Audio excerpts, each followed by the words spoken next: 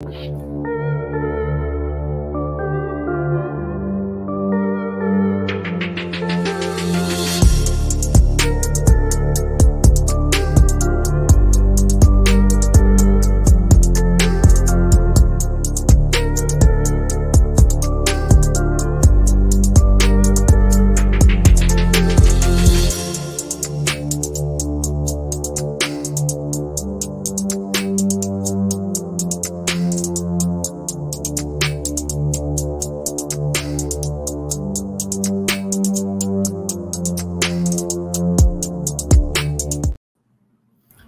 right, peace and blessings. Assalamu alaikum, shalom, family. Welcome, welcome, welcome. Thank you for joining us. And we are live. And we have the Deacons of Reality already in the room. Peace and blessings, brother Deacons of Reality. Perfect, perfect. Well, today we're talking about part 2 of the relationship between the black man and the black woman, with a focus on black men today. And we have on our panel, we have Sister Cassie. Peace and blessings, Sister Cassie. Come on in and introduce yourself. Hello, everybody. Thank you, brother. Thank you.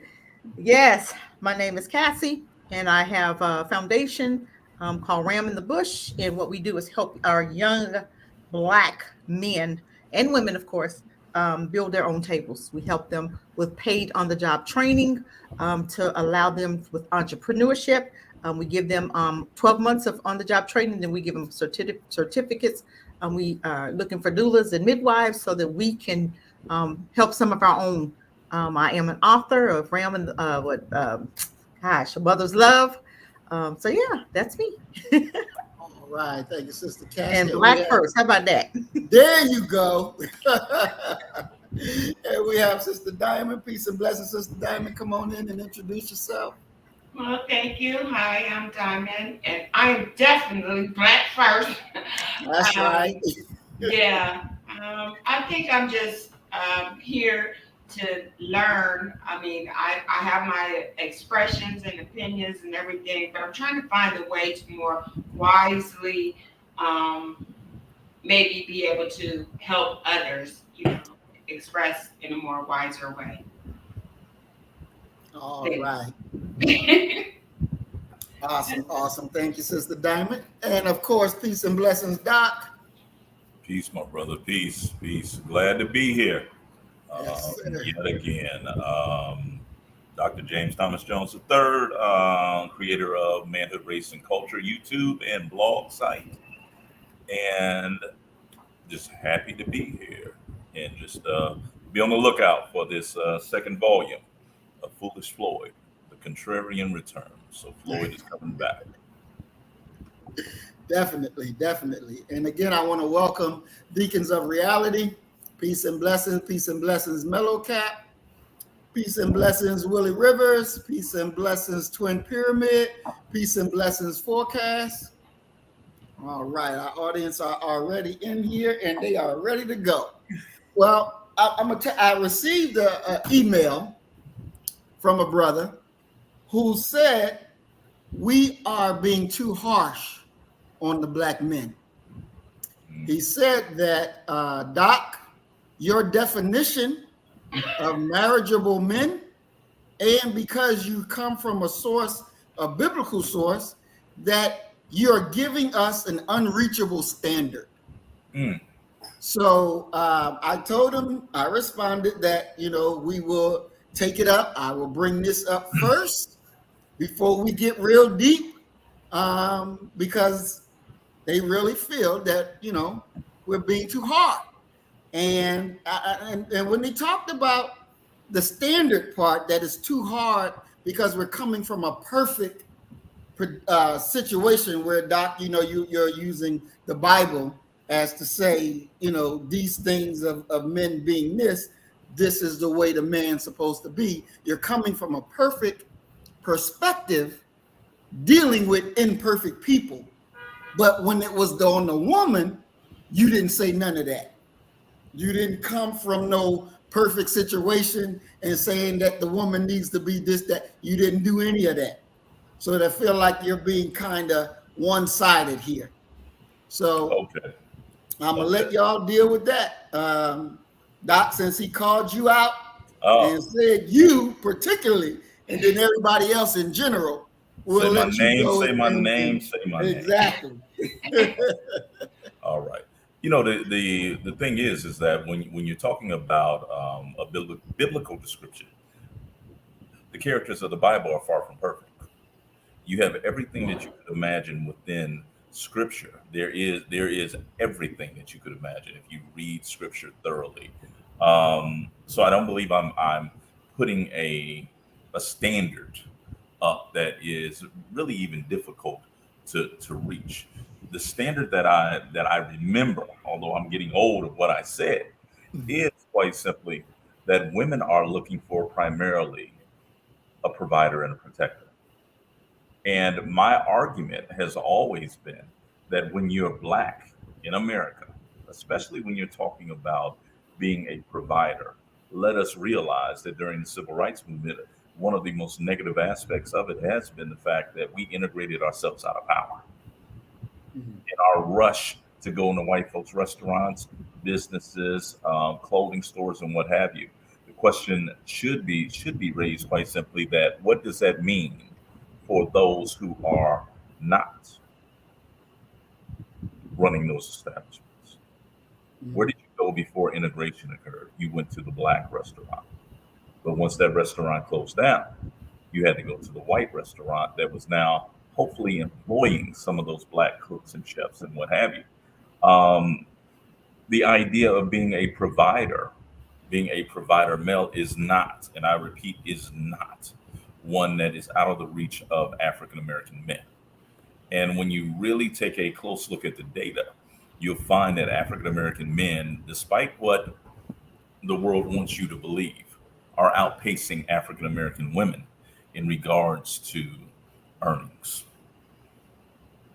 So the idea of it being a high or a perfect standard, I would take issue with and quite simply say that I know brothers who are plumbers, who are electricians, with that trade are making more monetary resources than I am. And that makes them marriageable. And so lift up your expectations for Black men. Lift up the demand for Black men. Now, the question of how they're viewed by outside society is a whole different issue.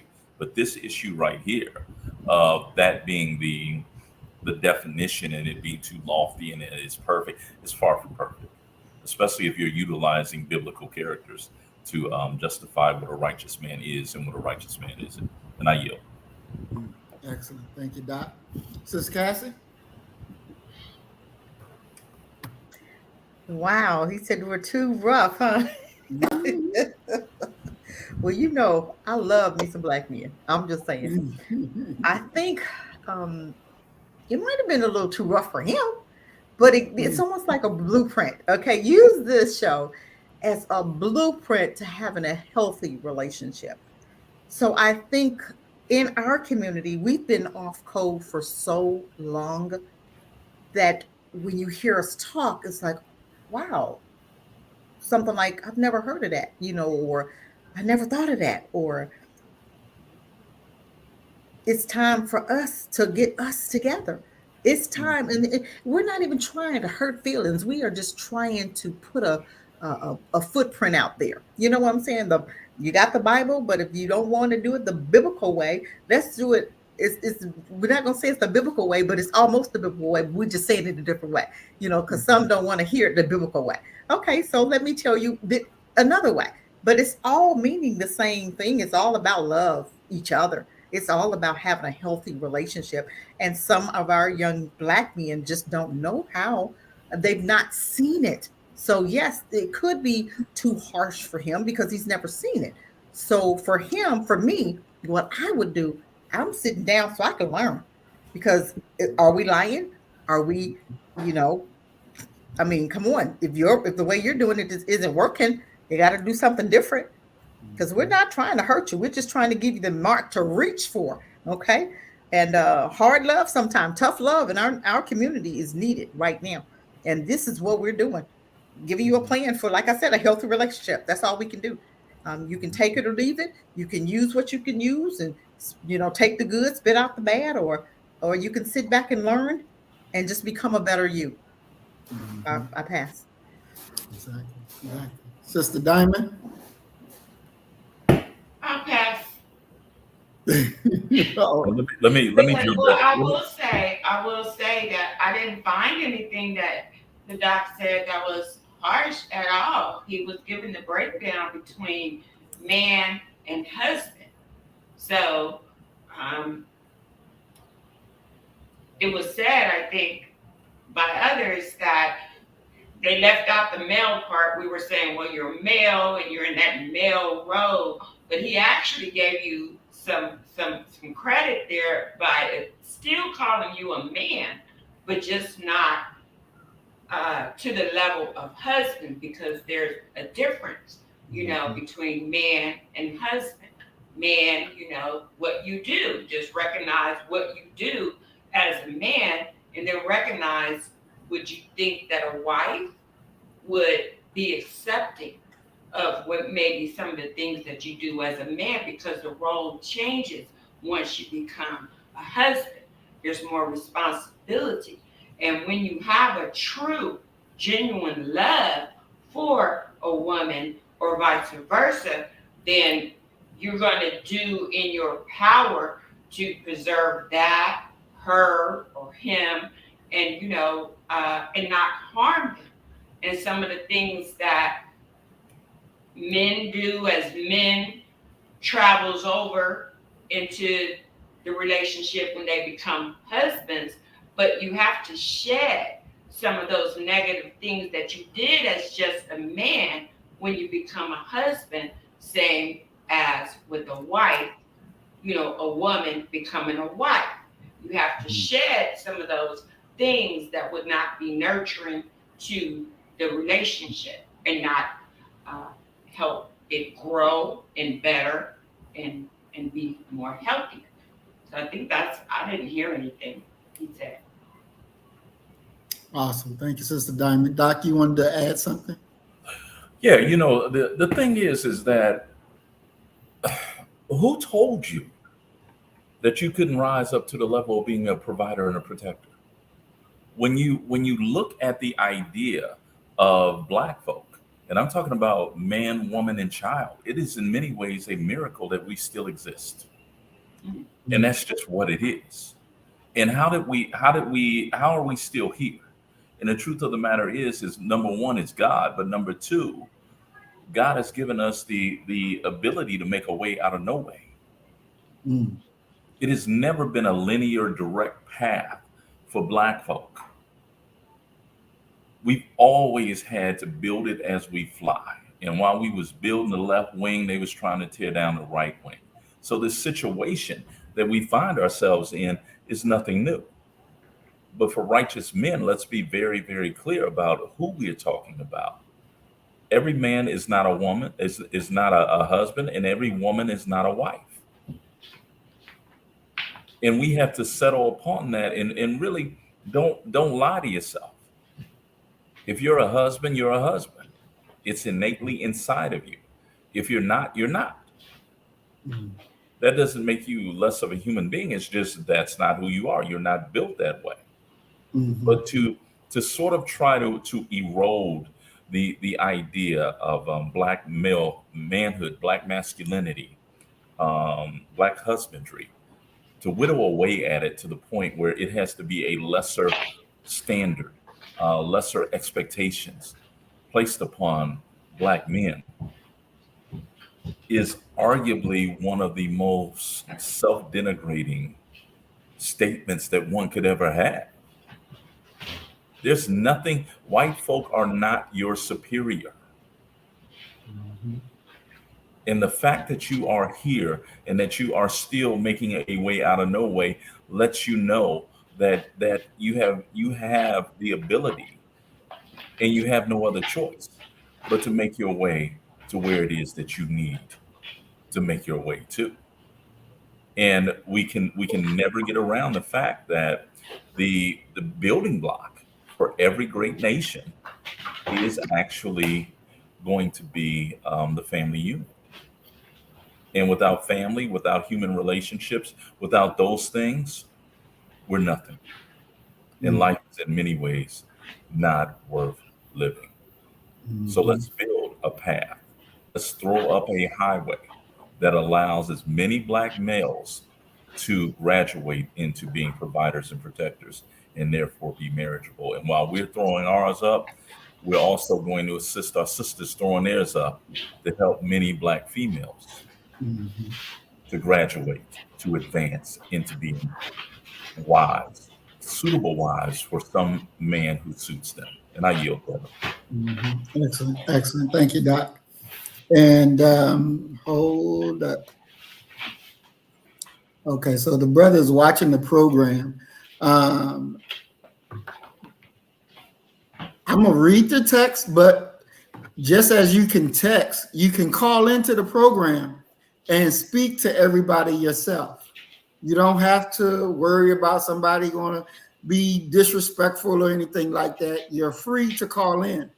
Texting is okay, but we prefer to speak to you. So just just like you can text, call, and we'll put it on the program. And then, it's better to conversate that way directly. But what he's saying, Doc, is that y'all forget that if a man is to be the maintainer, the economy is different. In 1940s dollars or $60 won't buy anything in 2023 dollars. So to expect the man to be able to pay all the bills, or he's not a man, doesn't make sense. By this factor alone, you're showing favoritism to the woman to not allowing her to go out and work and put it on the man. Whoa. Right. Stop. And I can tell you irrefutably, indisputably, and I know that my best friend is watching this as well, Damon Thomas. I can tell you, you did not hear me say the man should pay all the bills. I said provider and protector. Now, with that, you constructed something that you brought to the party. I didn't say that.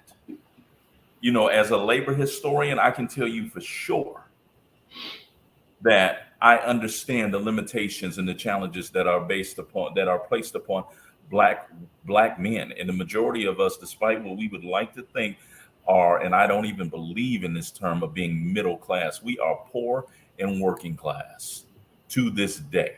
We are largely hinging upon some other entity, most notably white entities, to scrape along a survival. So I never said that the definition of a provider is paying all of the bills. Let's be clear of who we're talking about. We're talking about Black folk. There has never been a moment, and this is one of the reasons why the feminist and women's rights movement does not fit Black women. These rich, elite white women are talking about equality. They're not talking about the right to go out and work in a fucking factory. What they're talking about is the right that when their daddy died, that they should have as much claim to the inheritance as their brother. Because back in the day, they didn't get the inheritance. And if they didn't have a brother, their husband got it. And if they didn't have a husband, their uncle got it. That ain't Black women's story. The reason why and I'll just give this example, the reason why the Montgomery bus boycott was such a big thing. Who's on those buses? Black women going to do what we term day work in white communities.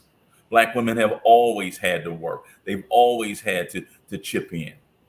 It is the story of Black folk, and it's the reason why us not telling our history in a correct way has led us to this position that we are in right now, where you have Black women living these real housewives lives and dreams and fantasies. Well, I need a man that is making $300,000, $400,000. Your daddy ain't make $400,000 in 10 years, probably. And now you need that in 1 year so you can go get a Birkin bag. You can spaz out on designer things. That's not what I'm talking about, brother. What I am talking about is providing. And don't denigrate and reduce the idea of providing simply to monetary contributions. You can provide through mentorship. You're providing when you put your children to sleep at night. So your daughter grows up knowing that when she goes to sleep to when she wakes up, there is a Black man in that house who loves her. As American Express would say, or whatever credit card that had that campaign, priceless. So the providing is not solely an economic end. The providing, it goes across the entire tapestry of a relationship. You're providing to your wife when your mother-in-law passes. You're providing to your children when they can go and participate in extracurricular activities because you're providing the transportation. You're your family's personal Uber. So the idea that you can reduce the idea of providing to just economics is almost unconscionable. Yes, we know that Black men, even with college degrees, make less than white men who don't have college degrees. Those are the fruits of living in a nation where white is first and right. But we don't, as Sister Cassie's organization works on, we don't lay down and roll over and say, well, we're done. No, we work in a tandem. That's the reason why it's so important for Black men to learn how to serve Black women, and for Black women to be gracious and accepting enough and have enough esteem to accept being served, and not denigrate those who are serving and providing to them as being simps and suckers that are unworthy of a long-term relationship. So you constructed something that I never said. Lord knows, anybody who know my history know, hey, you gotta bring something to the table. He didn't. Them days, Brother Jones just being, oh no, you don't pay it. Them days, I don't even think them days that I ain't never seen that in my family history. All my aunts worked, all my uncles worked, my mother worked, my daddy worked. Period. And I yield. Awesome. I like to go. Yes, ma'am. Go ahead, Sister Diamond. I think he might have got that from me, maybe, because I was saying protect, provide. And yes, I was raised in a household where my father worked, my mother did not. And he provided very well. However, true love. I'm a very romantic person, and I'm a person that I could live in a shoebox if I loved the guy. You know what I'm saying? So I always taught my daughters, live within your means, first of all. So when you be trying to overstep and live somewhere that's $1,500, $2,000 a month, reduce your expenses, number one. So I've learned to really humble myself and really, I've even lived off the land just to make a point. You know what I mean? But no, and I got what the doc was saying on the last show, because no, he definitely didn't say that. Matter of fact, he specifically said that provider, there's different levels to providing. There's different components under providing. So it's definitely not just a financial situation. I think that came after what I said, as far as I probably made it sound like I meant financial. But in a relationship, for a woman, especially as hard as the times are, let's be clear. Men are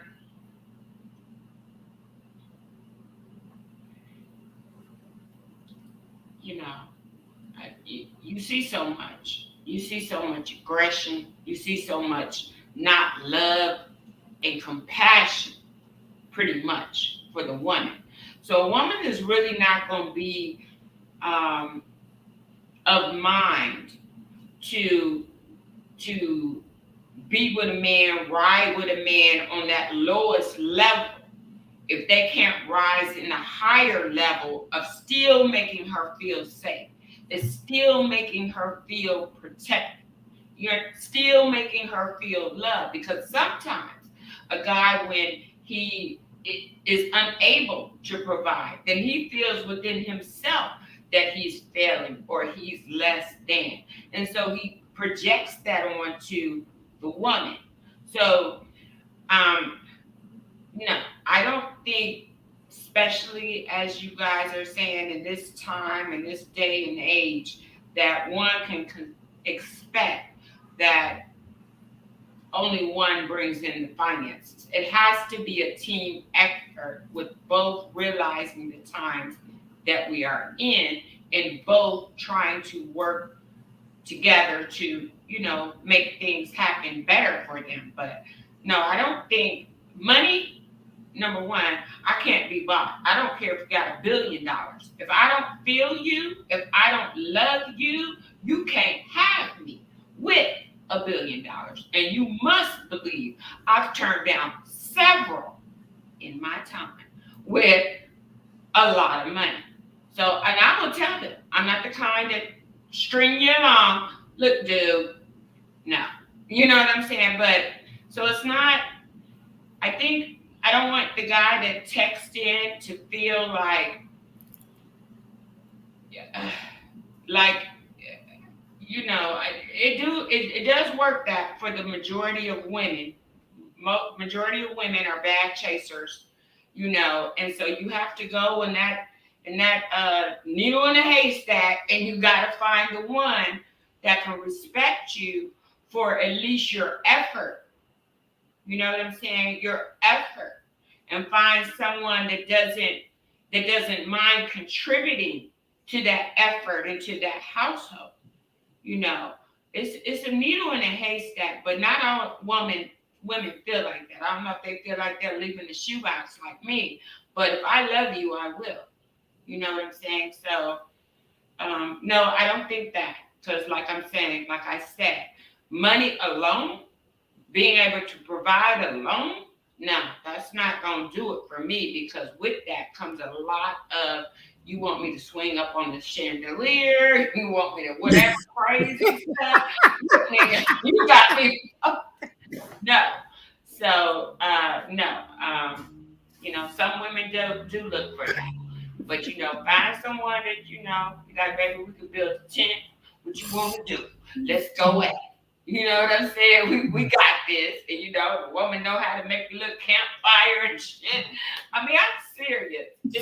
But no, don't feel bad, whoever that is said that, or don't think that everybody feels that way, or don't think that that's what Doc was suggesting, because that's not what he said. I heard him last week, and he was just saying that, that's a part of it. That shouldn't be the primary thing when you say provide.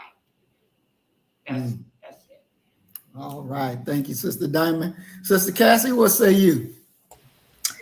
Well, I'm listening. Sound like this brother got some other stuff going on. No offense to him, but just needing to deal with some. But let me help him out, because I believe that for myself, I'm speaking for myself, we're here to help our men, right? We're here to help our kings to win. That's what it's about. It's about you win, I win, we win. Okay. We're not, for me, I'm here to help mate with my husband. Okay. It's not about him doing everything, but it's not about me doing it all. Okay. I believe that men are supposed to be the providers, and we're here to help. Okay. We should never be doing it all by ourselves. Now, that's what I have an issue with. If you sitting on the couch and I'm going to work, we got a problem. Okay. And it's a lot of that going on in our community. But I do know how this society that we are in, I know how it works. And right now, it's making our Black men feel so small, and it's on purpose. And it's elevating the woman's paycheck over the man on purpose. We know that. We understand what's going on. So this is why I have the foundation. Let me help you to build your own tables. We don't have to beg them. We have to learn how to build our own tables, so you don't have to feel less than because you're making $10 an hour. Went to looking for, my husband's getting ready to retire, so he was kind of looking for something, on the side, just for a couple of days. He went up there to like AutoZone, and they was talking about $10 an hour. He was like, "What in the world?" But I couldn't believe that they was still paying people that. This is a multi-billion-dollar corporation. So he was like, "Oh no, I can't do that." But it's just so amazing. But we understand as Black women, I understand what's going on. I see it every day. So this is why we have to get back to the mindsets of building our own tables, producing our own businesses, and supporting our Black-owned businesses so that our men don't have to work like dogs. And you can have your own business. Now that you'll be able to take care of your woman and your children and build a house, but you have to want to do something different. If you know that you as a Black man is being, counted out, okay, what's your plan? You can't know that they're counting you out and not have a plan. Your plan might be to go to school and get into cyber, or to get into something that's going to uplift your income a little bit. You can't just see it and not do, and then get mad because, she making all this money and you sitting up here at McDonald's. No. So I understand what's going on. We understand as a woman what needs to happen, but I need him to understand that there are other ways of dealing with this. If your money is, looking a little crazy, you may have to build a table. You may have to come to my foundation to get some on-the-job training so that you can get a certificate and have your own. But we as Black folk have to support our own, to make this dream come true. So I know what he's going through. I know what the society is putting our men through. So, but, we work as a team. My husband win, I win. We win together. That's right. I rest my mic.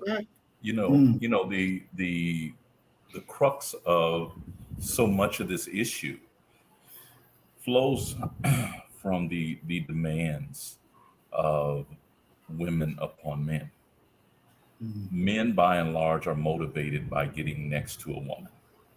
And that's why men buy certain cars that they like, because they're trying to attract women. That's why, and it blows my mind that men are actually wearing jewelry, watches and chains to show some wealth to attract a woman that they desire. So the standards and the demands of women weigh heavily upon men.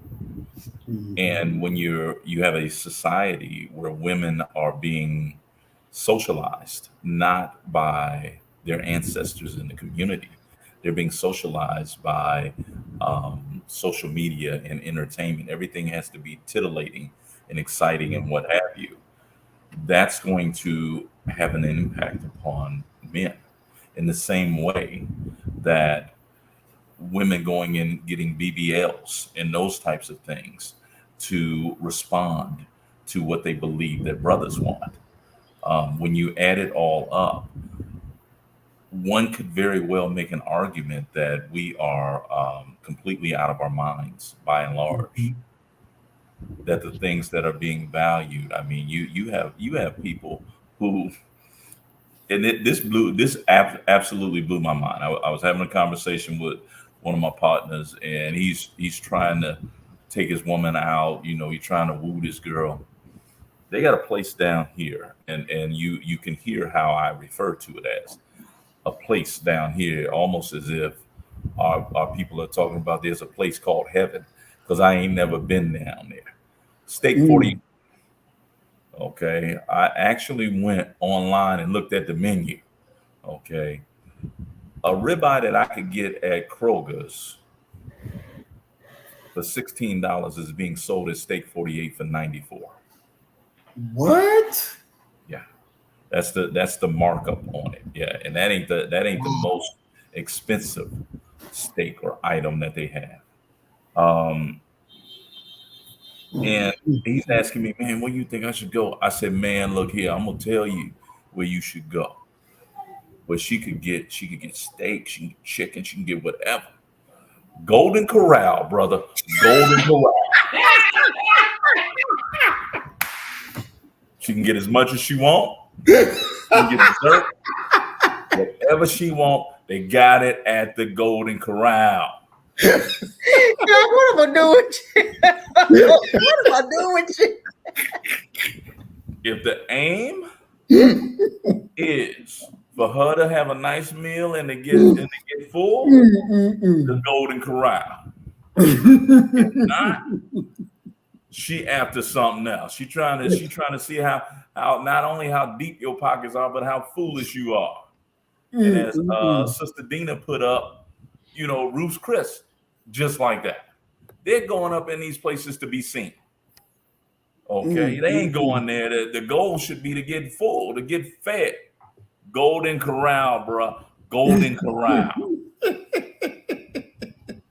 But now we have a situation where we have a crop of women who say that they refuse to even go to a chain restaurant.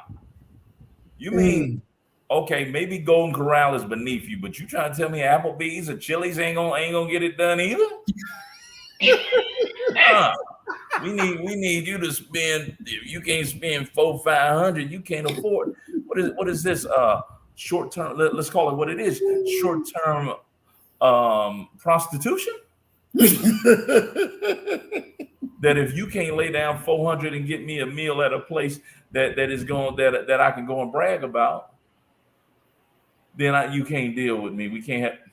Girl, if you don't get your bag and let's take our ass over to the Golden Corral or the Sizzler and eat all that we want to eat. And I yield, brother. Free bros.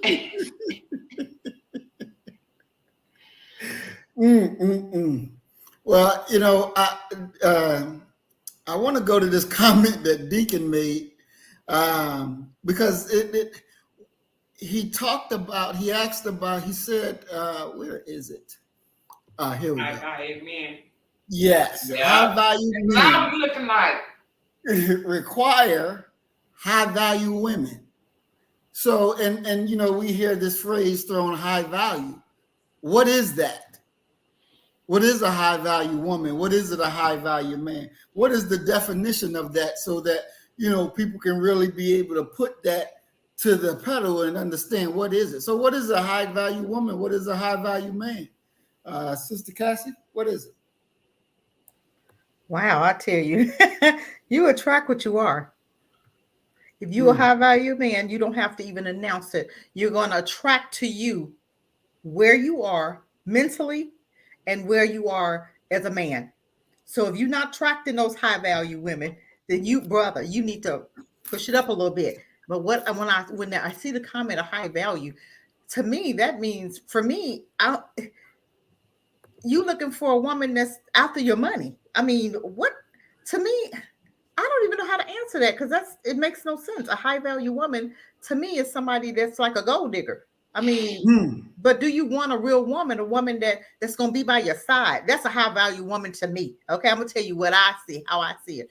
I see it as a woman that's got your back, that's going to be there for you, that's going to do what's required for a healthy house. You understand what I'm saying? That's a high value woman to me. A high value woman is going to be a woman that no matter what, she got you. You know what I'm saying? No matter what comes, what goes, you can count on her. But in some men's mindset is of a high value woman is a woman. It's about things. She smell good. She got the $200 perfume. Okay, if you got, and some of these men want a high value woman, they don't have a high value wallet. So let's work on the wallet. Let's work on the team players first before you talk about a high value woman. What you bring it to the table first when you talk about a high value woman? If you still renting, or you in somebody's basement, your mama's basement, what's high value? What are you really looking for? You're looking for something that you're not yet. So let's come on, let's really be honest here. What is a high value woman? Everybody has a different meaning. For me, I already told you what mine is. It's a woman. I want to be there for my husband. I'm gonna be there for my man. That to me, that's a high value woman that's gonna keep her house together. That's gonna have her man's back. That's a high value woman to me. All that other stuff don't mean nothing. Because it don't mean nothing because she got her Louis Vuitton and, but renting. Do you own some land? Do you own a home? Do you own a vehicle? Or are you riding to work on a bus? You know what I'm saying? When we really talk about high value woman, to me, it's a woman that's got her stuff together. You know what I'm saying? Mhm. And can back it Mhm. up. That's a high Mhm. value woman to me. Okay. I don't know. And I hope I answered that question, but that's the best I can do because I'm like, I don't know what in the world they talking about. Because what do you consider a high value man to be? the same, the opposite. The Somebody same? that's gonna have Okay. his house together. He gonna, it's above and beyond. Gonna make sure his woman is safe. Don't make sure that his house is together. Mhm. And like I said, you attract where you are. If you got your house together and you working that thing, then you wouldn't even have to ask your woman to do anything. You wouldn't even have to ask her to submit. You don't even have to ask. That's what you're gonna attract because of what Mhm. you putting out. Because Mhm. that's what you were expecting and that's what you're going to get back. But if you got all Mhm. that other stuff in your heart, then you're attracting all the wrong type of women. Then you mad at women because there's something going on with you. And a lot of Mhm. men are looking at the woman, the woman, the woman. Well, what about you? Let's get you together here. Because if you attracting all of these women that's taking your money, or if you attracting an abusive woman, or you attracted and all of your women are like that, then there's something going on in here that you're attracting the wrong type of woman. Be single, get you fixed, and I guarantee you attract a different type of woman. Mhm. I rest my mic. Yes, ma'am. Sister Diamond, what say you? Listening to Kevin Samuels just a couple times, I just thought he was referring to compatibility in bank accounts. So Mm. you're making this much. I remember, and I watched him the first time, and the girl was nice looking. She wasn't no ugmo, and excuse me, and I think she had a degree or and stuff like that, and he like gave her what, a 7. So he was her bank account actually. That's a lot. Maybe I just only heard him a couple times, but I thought Mhm. that that's what he was interpreting that to be, to get your weight up in Mm. with the money. But here I go, the bearer of bad news. I'm thinking that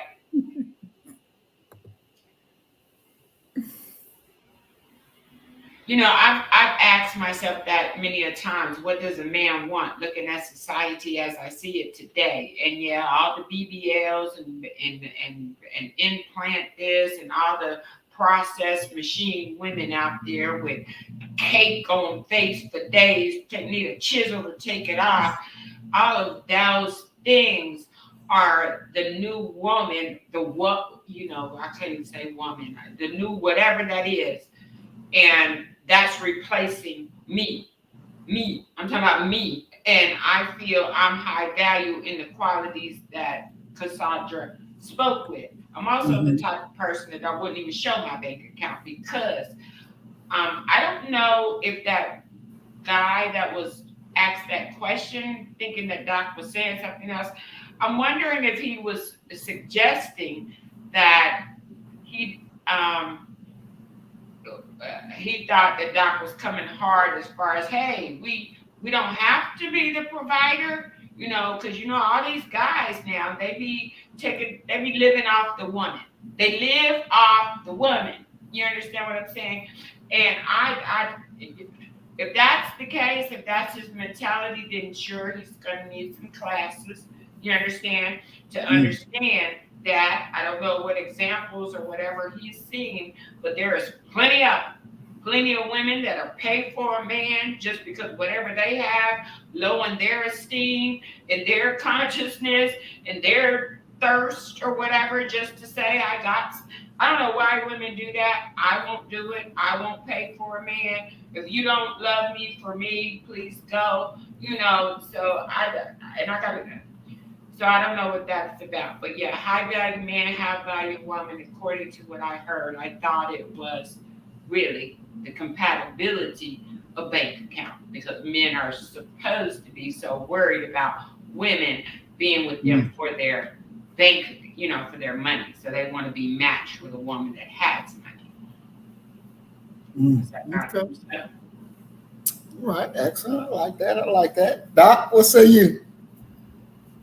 Um, when you're talking about the idea of and we put high value, and I hate the phraseology of high value man and high value woman because it's creating a image or an idea of them being the same. operating out of the same thing. So a high value man should want a high value woman. Well, if we're talking about what a high value man actually is, he is a man who is making, by and large, six figures. That's number one.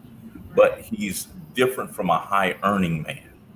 And I think that that's where people get that kind of confused. They go ahead and they think that because you're making six figures that you're a high value man. No, you're a high earner. Some of these NBA and MLB and NFL guys, they're not high value men necessarily because of their salary. They're high earners.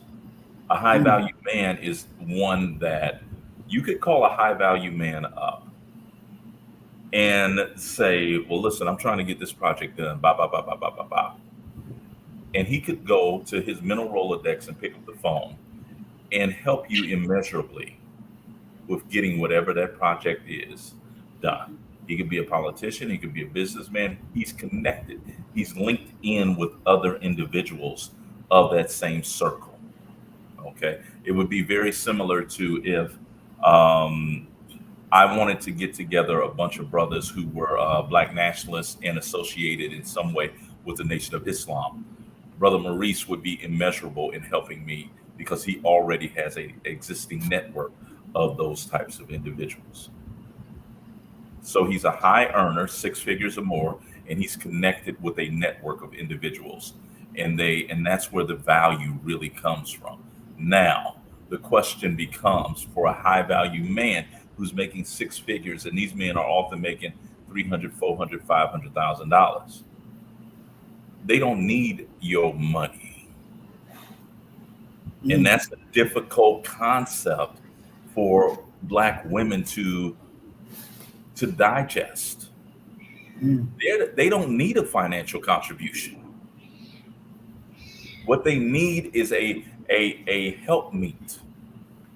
And the helpmeet that they need is not predicated upon any financial end. That's not what he needs help with.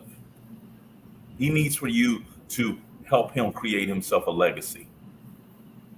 He needs for you to run the household because he's going out to the West Coast of Seattle, to LA, to Oakland to do business. And he's going to bring that back home. He needs for you to educate and raise his children. So a high value man actually needs a high and in high demand woman. He doesn't need a boss chick because that's going to be too much masculinity and testosterone occurring within the household. They're going to clash. And he likewise does not need a stupid woman either.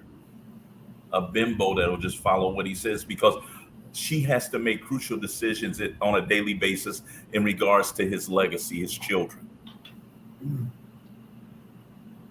And we've denigrated and downgraded the role of the mother, of the wife, of the helpmeet within Black America. Just as we denigrated and downgraded the role of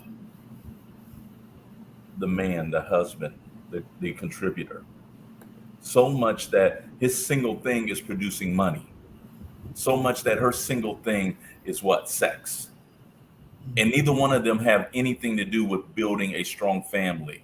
So in many ways, what we're really boiling it down to when we're talking about a high value man is someone who's going out and getting the bacon.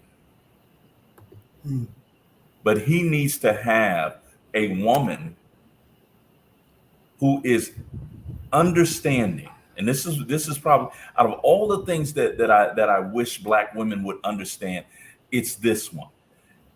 Your strength is not found in you becoming more masculine.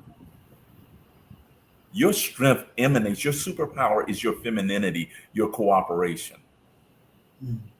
Because I guarantee you with Sister Cassie, I guarantee you, just and we've never met. We've just had a couple Zoom sessions, and she's mentioned her husband several times. I guarantee you, and I got to use the term handle. Okay, she knows how to handle and maneuver around that man. She knows how to get that man to do whatever in the hell she wants that man to do without it looking like she's even desiring that or forcing him to do that. Their relationship is so strong that he came home and said, I went over to fucking AutoZone and do you know they offered me $10 fucking? She instantaneously knows how to respond to that. She doesn't respond to that with your old broke ass. She responds to that with a tailored message that simultaneously consoles that man, laughs with that man, and lets him know with all that we done been through, you know you really don't have to do that. Mhm. That's Exactly. a wife. That's a helpmeet. Unlike some of these silly women that'll say, well, how am I going to make it down to Turks and Caicos if you only making $10 an hour? It might be over. But you're talking about retiring?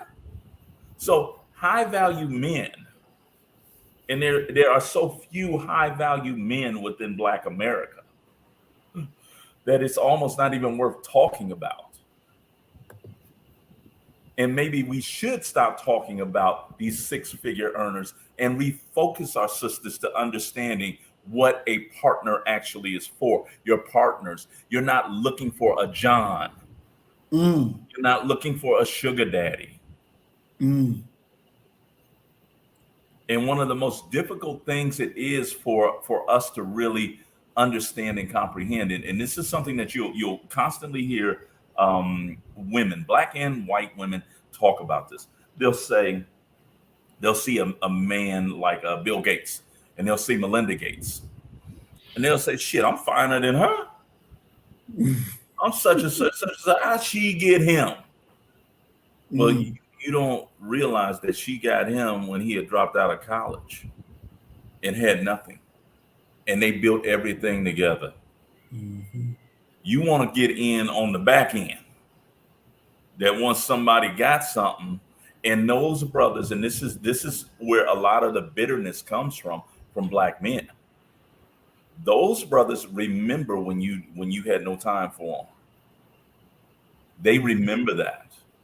Eddie Murphy said it in one of his early comedy specials, either Delirious or Raw, when he asked, how many of you are here with men that you ain't slept with? And a lot of people clapped. He said, no, clap, brothers, clap, because you ain't gotta be ashamed of it. Okay. He said, what women don't understand is that when you do that and you withhold, because the men want sex, you withhold sex or whatever, or your companionship, or you juggling 3 or 4 together, he don't like you no more. But he still want to fuck you. And once he fuck you and drop you, now you're gonna filter it through your lens and say, see, that's why I don't deal with him. Well, you've been playing the game the entire time. So in every way, we need to recalibrate what a high value woman is. A high demand woman is. What she is cooperative, submissive, feminine, and handling fucking business inside and outside of that house without having to raise her voice or to be vulgar or degrading to that man, because he ain't got time for that shit. Ain't nobody gonna sit up in here. Nobody that's got nothing to handle is gonna sit up in here and argue with you for 3 months about something that ain't really real. So in every way, when you're talking about, and that's why I say we need to separate them, because what Black women have convinced themselves of in their silly echo chamber is, well, now I done went to school, I done got these degrees, I got this job, I'm making such and such, such and such, I'm making more than men. Well, we know the economy. We transitioned from a manufacturing economy to a service economy. So yeah, you make more money than he does. Big whoop-de-doo. And when that becomes your sole criterion for the man that you're going to get with. Not his heart, not his morality, not his consideration, not his adoration of you, his love of you. Your criterion is what clothes he got on his back, what car he's driving, and how much money you think that he's making, which you can't discern from his clothes or his car, because he didn't spend it all on that shit to fool your silly ass. When that's your sole criterion, that's why we end up with it. And this is one of the most amazing stats that I came across when I was doing research for the show we were doing 2 weeks ago, talking about Black women. I was shocked to find that when you look at individuals in Black America who have single mothers, who have multiple children, over 80% of those women have more than one baby daddy. When you look at the same demographic, meaning single fathers who have multiple children, less than 30% of those men have multiple baby mamas, which in many ways puts you in if you understand what that means, it means that 80% of Black women are having children with the same 26% of Black men. So y'all all in that same pool together, meaning the women. You're dealing with the same fucking man. And if you do what you always did, you're going to get what you always got. So there is an element of that entire discussion that I don't feel sorry for them about, because their husband, their man, if they were to look to their left or their right, whichever side they put their friend zone on, that's where his ass is. That's supposed to be your husband. That's your provider, because he's the one that you go to when you know Dexter St. Jock then finished beating it up and then went and then moved on. Who you go talk to? Who consoles you? Who's there for you? But he ain't good enough because he ain't got the right clothes. He ain't got no swag. If you don't take his ass down to the mall and buy him the clothes you want to see him in and get him a chain, and then you can take his ass around like y'all do with the thug dude, like a My Buddy doll to the damn barbecue, so your friends can say, "Girl, look at him." Because ultimately they're so silly minded. That's what they're doing. And I yield, brother. You know that's Can I ask a question? sure. Yes, ma'am. I'm hearing a lot of monetary. Okay. Is it always the high value man? Does that always mean money? What about character? What about the traits, the personality? What about being a great provider and just being a dedicated husband and a dedicated father? Does that to anybody mean a high value? To me, that's what a high value man is. That's what I see. No, he wouldn't be a high value man from the perspective of a capitalist society. Within a capitalist society, money matters. And so you're talking about a man who has made six figures for 5 to 10 years, but he has that network. Now, I understand what you're saying, but for us as Black women and Black people, a lot of our high value men are broke. I'm not being funny. I'm just saying a lot of high value men that are dedicated to one woman, that are dedicated to a family, that don't have baby mamas all over. No, that to me, but maybe I'm looking at it wrong. No, you're not looking. No, you're not looking at it wrong. You're looking at it through your moral lens. You're looking at it through a holistic lens, a righteous lens. The lens that other people are looking at it through is that first qualifier is he got to make six figures.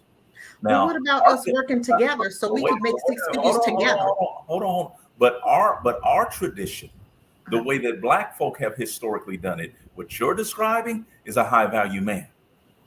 because he's the bridge that the rest of the family is able to cross with. Mhm. For these silly-minded individuals, and that's who I'm talking about. When you use the term high-value man, I immediately go to Kevin Samuels and his viewers.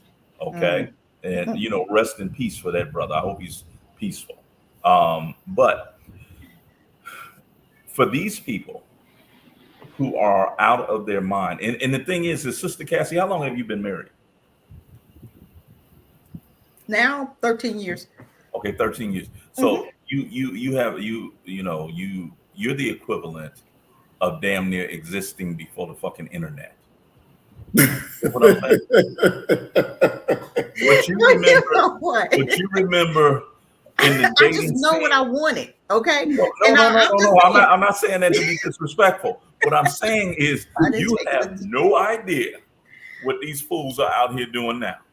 Guess what? But my thing, I raised my daughters to be the same way. I raised them to see a guy from when they have nothing. You come together, you build a plan together. Yeah. But we ain't talking about your daughters. I'm just saying. We ain't talking about your daughters. We're not talking about your daughters. That when a man engages your daughters, I guarantee you, they say, "Oh, wait a minute, nah, this ain't one of them." Oh, you better believe that.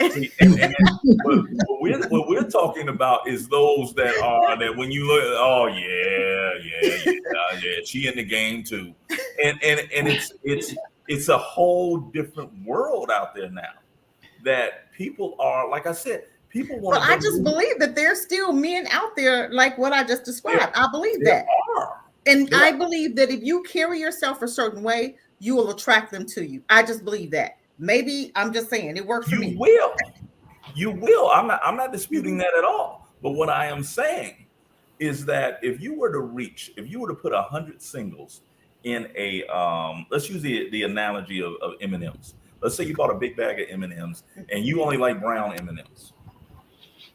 And you pour them into a thing and you reach your hand in there and you grab them. What do you think the chances are that you're going to get a brown M&M? That's kind of different, though, Doc. It's not different. It's not different. You know why I say it's different? Because the thing is, if you set out to get a certain type and you're doing the work on you, this is just, you're going to track that. You know what I'm saying? For instance, I grew up without a dad. Okay, let me just say, I grew up without a dad. But I had a lot of aunts and they had me and I would watch and I said, that, you know what I'm saying? I began to sit and I would be like, no, so I had a plan of what I wanted to attract. And I would say my first husband who died, he wasn't, because I didn't grow up around men. You know what I'm saying? My mom was a single mom who was I was a product of rape, and a lot of people know that. So that's not a big deal. But I knew that the first husband was not, who has, he died. So I opened myself up and I was like, I need to do the work on me because I attracted that because of my environment, because of, my upbringing with, we didn't have a whole lot of men in the house as far as my mom. So I didn't really understand what a dad was. So that was my mistake. But I said, I didn't want that to happen again. So you have to do the work. You have to know what you are looking for, and you have to really teach and train this, because guess what? My girls could have gotten out there and gotten something like their dad, but I made them go to counseling. This is what needs to happen because I wanted them to see it out of clear vision, because I knew what they saw and that wasn't what I wanted them to attract to themselves. So but here we go back to parenting again. You go back to parenting. Once again, you've been out of the game too long because you don't understand. I mean, I still believe that if I was single, I would still attract, what I am. We attract who we are. No. Okay. Let me give you the perfect example of why I think that what you're saying is kind of sketchy. Okay. The reason why, once again, Black women are having children with the same man. Okay. The reason why is that they're actually being approached by the same man. Do you know how much has to be correct for a righteous man to approach a woman that he's attracted to. Her kids can't be around. Okay. You got to be alone because there's a level of embarrassment, especially when you know all of these stories about you done walked your ass over there and she done clowned you. Now you got to walk back. Okay. You have to think that the bolder, the ones who are approaching, and especially with Black women. Black women have been socialized inside of a culture, inside of a church that says a woman does not approach a man. If he wants you, he'll come and get you. Okay? And the brother is sitting over there like, damn, she kind of cute. I would love to get to know her and blah, blah, blah, blah, blah. But the slick head brother then slid up over there and he got 3-4 other kids that he don't talk to her about. Okay? And he up in there now. And the brother like, oh, well, it was supposed to be a supposed. So good people are not necessarily going out and meeting each other. Good people, by and large, are not going to bars and clubs. Okay? So what you remember as the standard of womanhood, of manhood from 13 years ago is antiquated now. You got people I don't now. look at that because I'm looking at my daughter and I'm looking at the guy that she You attracts. can't look at your daughter. You can't. Okay, You're making an error even with some of the young women that I talk to. Okay, even with some of the women, because God, y'all or the universe or whoever you call them, Muhammad Ali, whatever. He told us to train the youngsters, right? To train the young women, and for the men to train the young boys, right? That's what I do. I talk to these young girls. But see, you're the equivalent of being in a circus. You're dealing with trained animals. Okay, go out there into the jungle and see what you come across. I'll give you an example. One of the things that when I was at Ohio State, I used to work with Ohio State football program, and I would have all of the freshman guys, and there would be Black girls who would come around, and they were not Black girl, they were not collegians. Okay, some of them have been sent by agents to seduce players to get them to sign or to come to a meeting, X, Y, and Z. But there's this one incident that I remember very well. I'm leading my guys out of the building. We had study tables over. We would all leave in mass. And there were 2 sisters. And they said this loud enough for the brothers to hear. They said, I don't know what they waiting on. I don't know what the problem is, because they ought to be able to look at me and tell that don't no bitch pussy get as wet as mine. That's how they presented themselves. And out of my group of guys, I think 4 of them was trying to go over there and talk to them. And I had to grab them like, no, that ain't what you want. Okay. So you're dealing with people who have almost grown up like weeds. Okay, who have no idea what a righteous man looks like. They just know that they want some form of companionship or interaction with other people. And so they go out and they seek to find that. And one of the scariest things, and you keep saying that y'all train up and y'all educate y'all girls. What if those girls had never been trained or educated and were just allowed to go of their own devices? What would they have come back with? What would their experience have been? And unfortunately, when you have a community, and our community is, and this is I'll tell you something about myself. My Hollywood girlfriend is Lynn Toller from Divorce Court. I love Lynn Toller. Okay. She said, we're a part of a disassembled community. And as a result of being products of a disassembled community, we don't really have an efficient socialization process. And this is coming from a Black judge who was raised in a home with her father, a 2-parent household. For those who are from dysfunctional homes with 2 parents, or those who have only 1 parent, there ain't no telling what they're coming up with. Just like we talk about boys being socialized by the men on the street corner, because there's no daddy at home to socialize them. The streets raised them up. We had the same thing happening with women and girls. Mm. You got a 14, 15-year-old girl have a baby.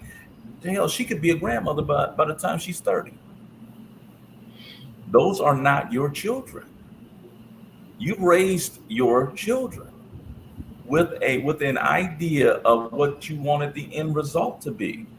There are some of our people who have never heard about having a 5-year plan of where you want to be. You need a plan, not just for your finances, but for your personal life, for your professional, educational life. It's the reason why when you look at YouTube shows, you look at for the last 10 years, what's really been hot is Black folk getting on camera and talking about relationships, period.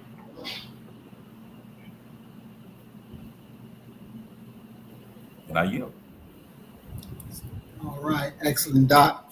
Listening to y'all, and I want to go back and read what Discussions with Deanna and Deacons of Reality, they defined a high-value man and woman, and Brother Robert did as well. I'm going to go back and read those. But what you said, Doc, reminded me when I was in high school, and I had this girlfriend, and she had a son. I was in 11th grade, 10th or 11th grade, and she had a son. But this girl was, quote unquote, out of my league.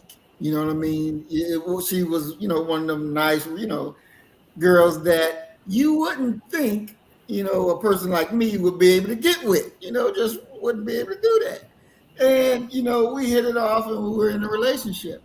And, as we got grown, and came back in touch with each other, and I asked her, I said, what made you agree to be in a relationship with me? Because you were way beyond you way beyond my league, that would never, nobody would have thought, here, this guy was with that's his girlfriend. What kind of, and she was like, because I knew you would be a good provider for my son. I knew you would be a good role model for my son. And she said, and as a mother, that's something that I have to take in consideration before anything else. So no, you didn't have the latest and greatest shoes. You didn't have this, you didn't have that, but you were smart. And I could see you were going places. So, to me, you were worth more to me than they could ever be. And how'd you feel about that, hearing that? I felt okay, because the way I looked at it is that, you saw my potential, Right? And you banked on my potential. And that's what we should be training our young girls to see, the potential. We're not waiting until they get where they're going.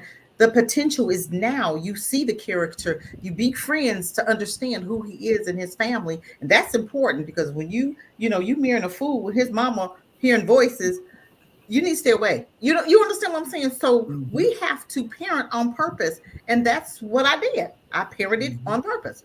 I trained them and I taught them and I disciplined them and I helped them to understand, you see the potential in a man. You see the potential. Where is he going? What's the 5-year plan? Then you get together, you be friends. And I didn't see anything wrong with that, which worked out for my daughter very well. I'm just saying it worked. Okay. But my baby, she's tracing off to all over the world. I can't get her to stay still long enough but she loves traveling. She may or may not ever get married, but she loves to travel. But my thing is, we have to parent on purpose and help them to understand what is a high value man. Okay. In our eyes, not society. White folk can't tell me what a high value man is. In our Black society, a high value man is a man that's going to take care of his family, a man that you can trust, a man with integrity and character. That to me, and I pass that along to my daughters, is a high value man. It's not about his wallet, because he can have money and treat you like crap. He can have money and beat the hell out you. He can have money and be a playboy. He can have money and do nothing for his family.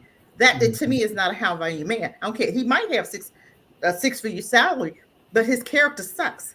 That's not a high value man to me. So that's what I taught my daughters. And that's what they're drawing to themselves. High value is a man that want to take care of his woman. My daughter don't even have to work if she don't want to. I'm just saying, not to brag, but I'm just saying it worked for my Mhm. family. Mhm. And that's what she attracted to herself. He just built her a brand new house. Not to brag, I'm just telling you, Right. it works. Mhm. And if she wants to work, she can. She didn't have to. Mhm. Her choice. You Yeah, know what I'm saying? But they yeah, work together. It's about teamwork. That's what I put in them. yeah, but So I'm just saying it works. Sister Cassie, you're working against us.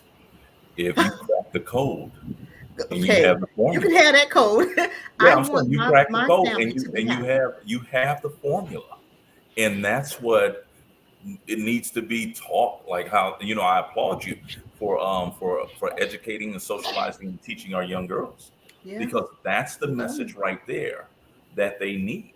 That's the message that'll be life sustaining. And That's that's why we got the that's foundation. We have the foundation, doggone. But we have the foundation, and it's not just for boys. It's not for my guys. It's for my young ladies too. Every opportunity, I'm sharing this. Every opportunity, I gotta help my babies, and that's what it's about. The ones that listen, come on, I got you. Let's have a powwow. Let's go to lunch. Let's do pizza. Let's have a pizza night. But it's about us teaching and training our young babies, and that's what he told the women like myself to do. And he told you guys to do that. Hey, let's be mentors. That's what he said. So why aren't we doing it? If we see that our culture is out of order, it is up to us to bring it back together. We dropped the ball and we have to be honest about that. And now it's time for us to pick that ball up to the young babies that want it, because some of these high schoolers are done. But you start with these elementary and the middle school children, and some of them high schoolers, some of them are ready. But you got to have to start somewhere. We can't just continuously seeing what we see and not will them in. You Yeah, share it when you can. They want to hear it, we share it. one of the things that I would warn you about is quite simply, don't look for outside of our community and our personal experiences as a barometer for how good we're doing Absolutely. as mentors. Because if you listen to those other people, ain't none of us No. shit. Absolutely not. I would never listen to them. They can't tell us. We were teaching them. They can't teach me nothing. We taught them. We were the trendsetters. There you go. But they can't tell us nothing. We was teaching them, and now you got them teaching you. Them animals can't teach you nothing. They sleep with their own babies. Okay, what they gonna tell you? They sleep with their dogs. What the heck? What you gonna tell me? Now you want me to go LGBT and change my baby's sex? Now you trying to put me in jail because I won't turn my little baby into a girl who's a boy with the. Okay, don't let me go. I'm trying to wheel it in. We had to reel you back in because you started another series. Exactly. You can't tell me nothing. That's not my value of a high value man. It's not about money. That character is everything. That trustworthy is everything. Standing behind your family and building a great family and doing for your family, that matters. And making sure my baby's happy. Let me read a few of these comments of what people in the audience said to them a high value man or woman is. Brother Robert says, the most honorable Elijah Muhammad produced high value men and high value women. A high value man is a righteous man. A high value woman is a righteous woman. Let's see.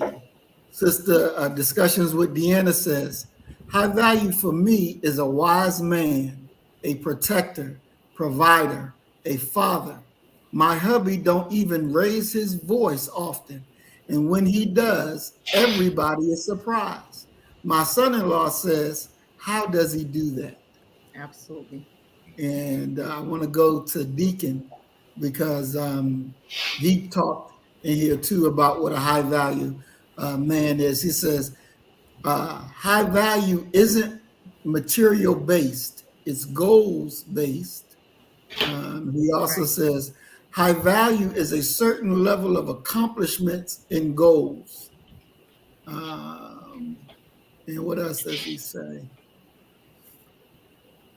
And he said something else to define high value too, but I can't find it in the chat right now.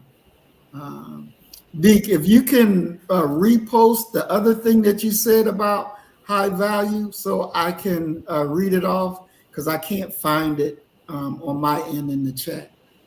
So if you can repost that, I'd appreciate that. And what I'm getting is that you all share the same ideas about what makes a woman or a man high value.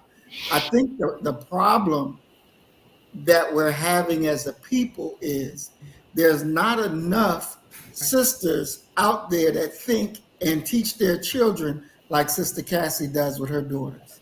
There's not. There's not enough brothers out there who think like Deacon does, where you're goal oriented, so you need to accomplish A, B, C, and D. There's not enough men and women, like Brother Robert was saying, that have a idea of what being righteous is, and so they're stuck in a capitalist view of high value. And it is that thinking that is destroying the crop of our children. And so, if it would be a great thing if and that's what our goal is, to get all of our women, our people, to be understanding where Sister Cassie is, where Sister Deanna is, to get them to reproduce that way. It's just that the majority of them don't think that way. So when those girls come from those homes and have to deal, you're starting out with a corrupted fruit that you gotta work in order to get to be, uncorruptible or get to be right. And that's what the problem is. We're running into these corrupted fruits on both genders, the male and the female. And it's trying to get it corrected. And some may be too far gone to even be corrected. It just depends. Some may be that way. Hopefully most are not. But that's where we are. Go ahead. I believe that a lot of other women out there are teaching their children. I do believe that. I just don't believe all are lost. Okay, a lot of our Black, men and women are, but I do believe that, and I'll tell anybody, it starts here. It starts with you. It starts with you. You do your part, and it'll spread. But if you see what other people are doing, and sometimes you have to use that as an example. I would see stuff when my kids were little, and I would say, "Hey, this is what you don't know." You have to teach them. You have to show them. This is what happened when you do this. This is what happened when you do that. And like I said, their dad was, off the chain because I didn't know. But I said, that ain't happening. I took them to counseling. I believe that Black folk need some counseling. We need therapy. I believe that continuously, either in our relationships, in our personal lives. I believe that we should have maintain counseling and therapy at all times. I just believe that because we can see things out of different eyes, and it gives you a better understanding of you. Even me, I've learned some things about myself, and I'm like, I never recognized that. But thank you that I saw it. Now I can understand it more, where it came from. You know what I'm saying? Because nobody's perfect, but it's if you want to work on you, and that's what it's about. You be open enough to accept your truth, and then I can pass it on to my daughters. But I'm telling you, we have to parent on purpose. We can't just leave this device to them because their friends get in there. And when it was come to friends, I checked out the family. I checked out that young lady. I checked out her family. No, you can't hang around with Betty. You can't hang around with Susan. You can't hang. And they didn't. And I'm telling you, people used to, what's wrong? You act like your girl. No. I knew that friends mattered. I knew that evil communication corrupted manners. I'm just saying. You parent on purpose. Either you're going to do this job and you're going to do it, or you're not. And on purpose. And I'm telling you, some of the guys that my daughters, and in the beginning, before they did, I was like, one guy was hearing voices. Hell no, you can't date my daughter. And she was, no. And I told him why, because he wanted to talk to me. Let me tell you why. I'm saving you because you hurt mine. I'm coming. Because what happens when your mama's not around? And I asked him, who calms you down? Oh, my mom. I said, what happens when one day you date my daughter and your mom's not around to calm you down? You hurt my child. Oh, I'm coming. I'm not one of them parents. So I told her, no, you date that thing you'll be going through for the rest of your life. No, I said, you don't even want to be friends with it because the enemy will make that thing look like a piece of steak to you, and then you hooked in with him and then you got babies and all this. No, you don't even want him as a friend. Squash that. But you understand what I'm saying? So we have to parent on purpose. And people used to look at me and, you do. I don't care what you say. This is my child. These are mine. I'm going to do what I need to do. So whatever comes out of it is what I put in it. You understand what I'm saying? So not trying to, just wanted to do it right. Didn't want to just leave it up to chance. No, I wanted to teach them what kind of man to draw to themselves. What a good man looks like. Let's go to counseling so we can really, because they saw their dad. He wasn't a good man. He wasn't a good dad. He was a good friend because we divorced. You know what I'm saying? But I didn't want them to end up like that. So I knew, let's go get some help for this. Let's go get some counseling. We Black folk need counseling. And if you're not getting something wrong with you. I just believe that. I'm sorry.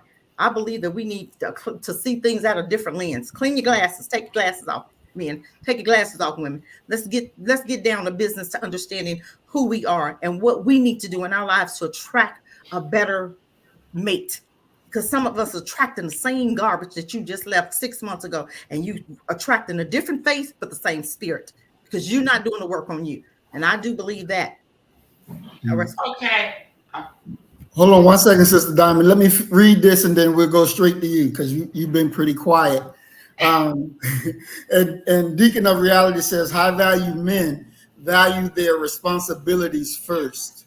So everything that Deacon was saying about high value men and high value women, it is not based on money. It's based on goals and priorities and handling your responsibility. And I think, Doc, you had said something to the fact that that doesn't make you, if you're looking at it from a financial perspective, because you make 6 figures, that makes you a high earner, not necessarily a high value person, because there's a difference between value and earning. All right, Sister Diamond, you wanted to, Doc, you're on mute if you're talking. Yeah, I was looking first of all for that gay manifesto. I had read it on my YouTube channel. I'm gonna find that because I forgot what you were just saying. And one of the commenters I thought had made a comment. A lot of guys being on the down low, as far as that commenter feeling some type of way because maybe his earnings, or maybe being categorized as a person that should be the sole provider. That gay manifesto was written in 1987, and if I could find it, my God, and I have several copies, so I don't know where I set it right now, but you will see that everything written in 1987 as to their agenda is actually manifested in full-blown effect. Yes, it is. I saw that manifesto. Yes. But that thing is hid. I can't even find it anymore. They got that thing. I have it. I just do you? Okay. I need you to send it to me because I've been looking. I can't find it. They hid that thing. There used to be a whole website you could go to, but they hid that thing. That thing is, they are after your boys. They want them boys. Yeah. And your men. Yeah. Believe it. Also, when you guys were talking about as far as, second, I teach my grandsons, or I was talking to my grandson, the one that liked girls. When looking for a woman, first of all, I'm sure you hear your mom, or you might see, how when other women speak, or if you're on social media, you see how all the girls talk. So when you meet a woman and her language is that what every other woman out here is talking, that's the one you don't want. You want someone that when she speaks, her language is totally different. Maybe, I'm in school right now and I'm trying to I got my social studies cut, whatever, something that all these other girls aren't talking about. And so those are just, just a couple things. I'm not going to go into the whole discussion, but that's how I've been gearing that grandson to find someone, because he'll be 18 in December. Secondly, third, I don't want us to imagine that a good man or a high value man, because this is what I imagined. Growing up, I was around all the when I moved into the projects. I moved when I was out my parents' house. So, hey, cheap rent, you know how I go. So I moved there, and I didn't date the guys with the what up, dude, and all that talk. I couldn't speak it. You know what I'm saying? Now when I'm mad, I can say all kind of stuff. It come out like, woo, that's my language. But on regular, conversation, I don't talk like that. So those kind of guys didn't impress me. The flashy jewelry, the this, that, and the third. That's not what I was looking for. So I happened to meet my first husband. And there he was with he had a starch shirt on and slacks. What dude back then was wearing slacks? He had a job, worked at McDonald's. His language was of intelligence. It wasn't your normal guy that I was used to. So I thought that and he worked at McDonald's. Let's be clear on that. I was fooled. That image, that language, that seeming to be what, the mothers might push a daughter to go for. It's more than just the image and what they say, because that could be the slickest, last, worst of the worst. So I'm going to be clear on that. So I think that's what led me to marry the second person, because he was totally opposite.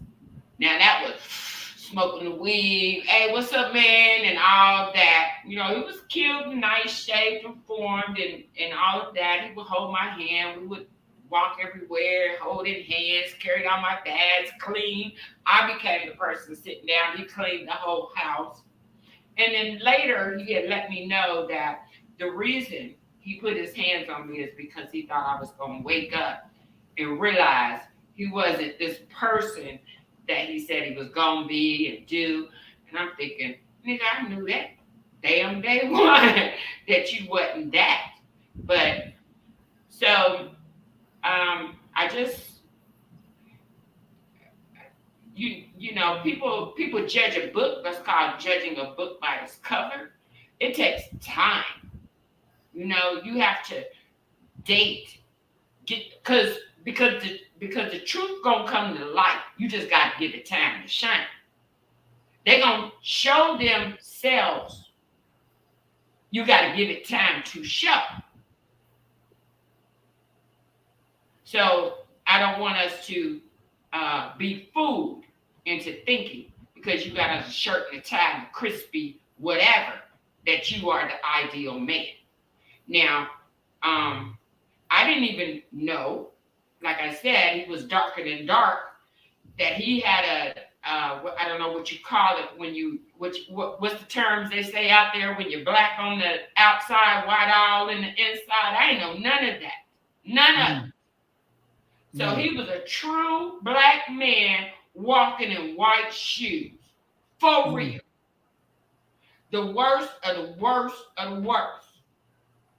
I said he cheated on me, but we didn't have the standard every day being together because he was in Saudi Arabia, Germany, basic training. So out of 6 or 5 years, 6 months was the longest that we lived together. So I really couldn't pick up on a whole lot of that.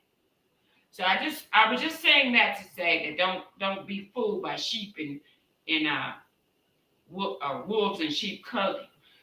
Fourth, okay, so someone you said made the comment about Elijah Muhammad and the men being righteous and the women being righteous. So that's why I came to social media. So the fruit, I wanted to know what kind of fruit were you producing?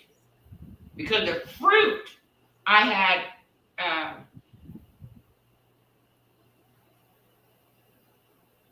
contact with. So here's my question.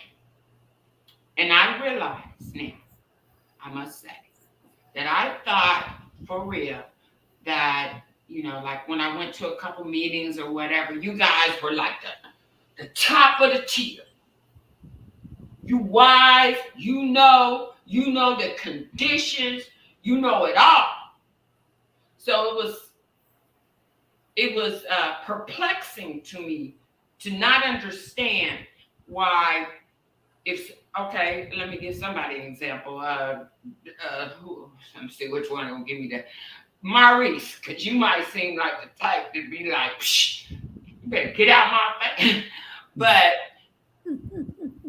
if we're friends, right, and Doc say, hey, you know that Maurice then is the one that ran off with, let's just say whatever. And I'm thinking, Maurice, we cool as hell, what? So I'll call you and I'm saying, look, you motherfucker. And now I'm talking to you like the gangster I am. Now you ain't seen near part of that. Because I'm like, Maurice, you know, because that's how I'm feeling. I'm cool. But Doc tell me, you done did some foul stuff. So I ain't got none of that sweetness coming to you. I'm like, bye, and this what's gonna happen, bye. And you just disconnect. I don't understand that. You're the fruit. Now, I gave you the reason why I'm buying you. Wouldn't you just say, yeah, I did, or no, I didn't? I don't understand that. So that really had me tripping. So, Fit, I know that Wesley Muhammad says that the Nation of Islam is like a hospital, so everybody on the outside we see on the outside is on the inside. So yes, they welcome the homos and everybody else. Okay, so Maurice, I met you, right? And you have a friend, and he's hold on, Sister Diamond. Sister Diamond, let's just make sure everybody know you just making this up as an example. It's not real life. You know that it's not real life. Oh my goodness. Maurice is the stand-in. So Maurice, you got a friend and he's homo. Here's my question for people that's aware of homosexuals anyway. I want to know, would a homosexual lie on his, like say, yeah, I sucked that man or that man sucked me? They would. Yeah, I heard other people say no. Yeah. Oh, really? I mean, because those kind of people, they be having homo friends for real. And then they be like, nah, we don't lie on our. Can I say so? Can I kind of answer that question a little bit? Mm-hmm. I heard what she said when she said if one of her friends come to her and tell her something about somebody else. Did you go and talk to that person? You know that person, right? Really, I don't. Look, I just met you too. So you just take his word for it? Huh? You just take his word for it and you go off on the next person and and just bye. Well, let's say this, because it's a pattern. It's been a pattern in other situations. Okay, so I know you've done it, or at least you've been accused and you've been on the news and everything else. So it ain't like, no. I'm just thinking you're not going to do it to me. Why wouldn't he do it to you? Why? Why would you be different? If that's his pattern, but if that's his pattern, a pattern, what, a zebra don't change his stripes? Like me. I thought I was different. That he liked me. Oh, because he likes you. I thought. Oh. So now this is real life when I say this is a Muslim. So I'm trying to ask, because you're the only guys right now. I can understand. I can handle everybody on these streets. But the Muslims, I'm trying to figure out, because you're new to me. But there's still people. Huh? There's still people, baby. There's still people. You have to take a man for what it's worth. If a guy come to you and say, I don't like hot dogs, but when you go out and that's all he eating, that's a character. That's a liar, right? You take them at their words. You don't just hear, you watching their actions. If a guy come to you and he woo, and he with you, but he doing this and watch him, but he act, I'm not a player, but every woman coming past, he looking, what's that? That's a character flaw. You watching, you listening, you're not just hearing. You Then- watching his actions. I'm about to get mad. So that mean, yeah, because the only reason he not dead is because I ain't never been to jail because I think.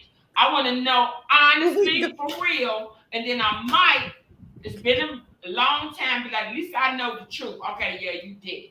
Be man enough to say it, and then I'll be like, all right.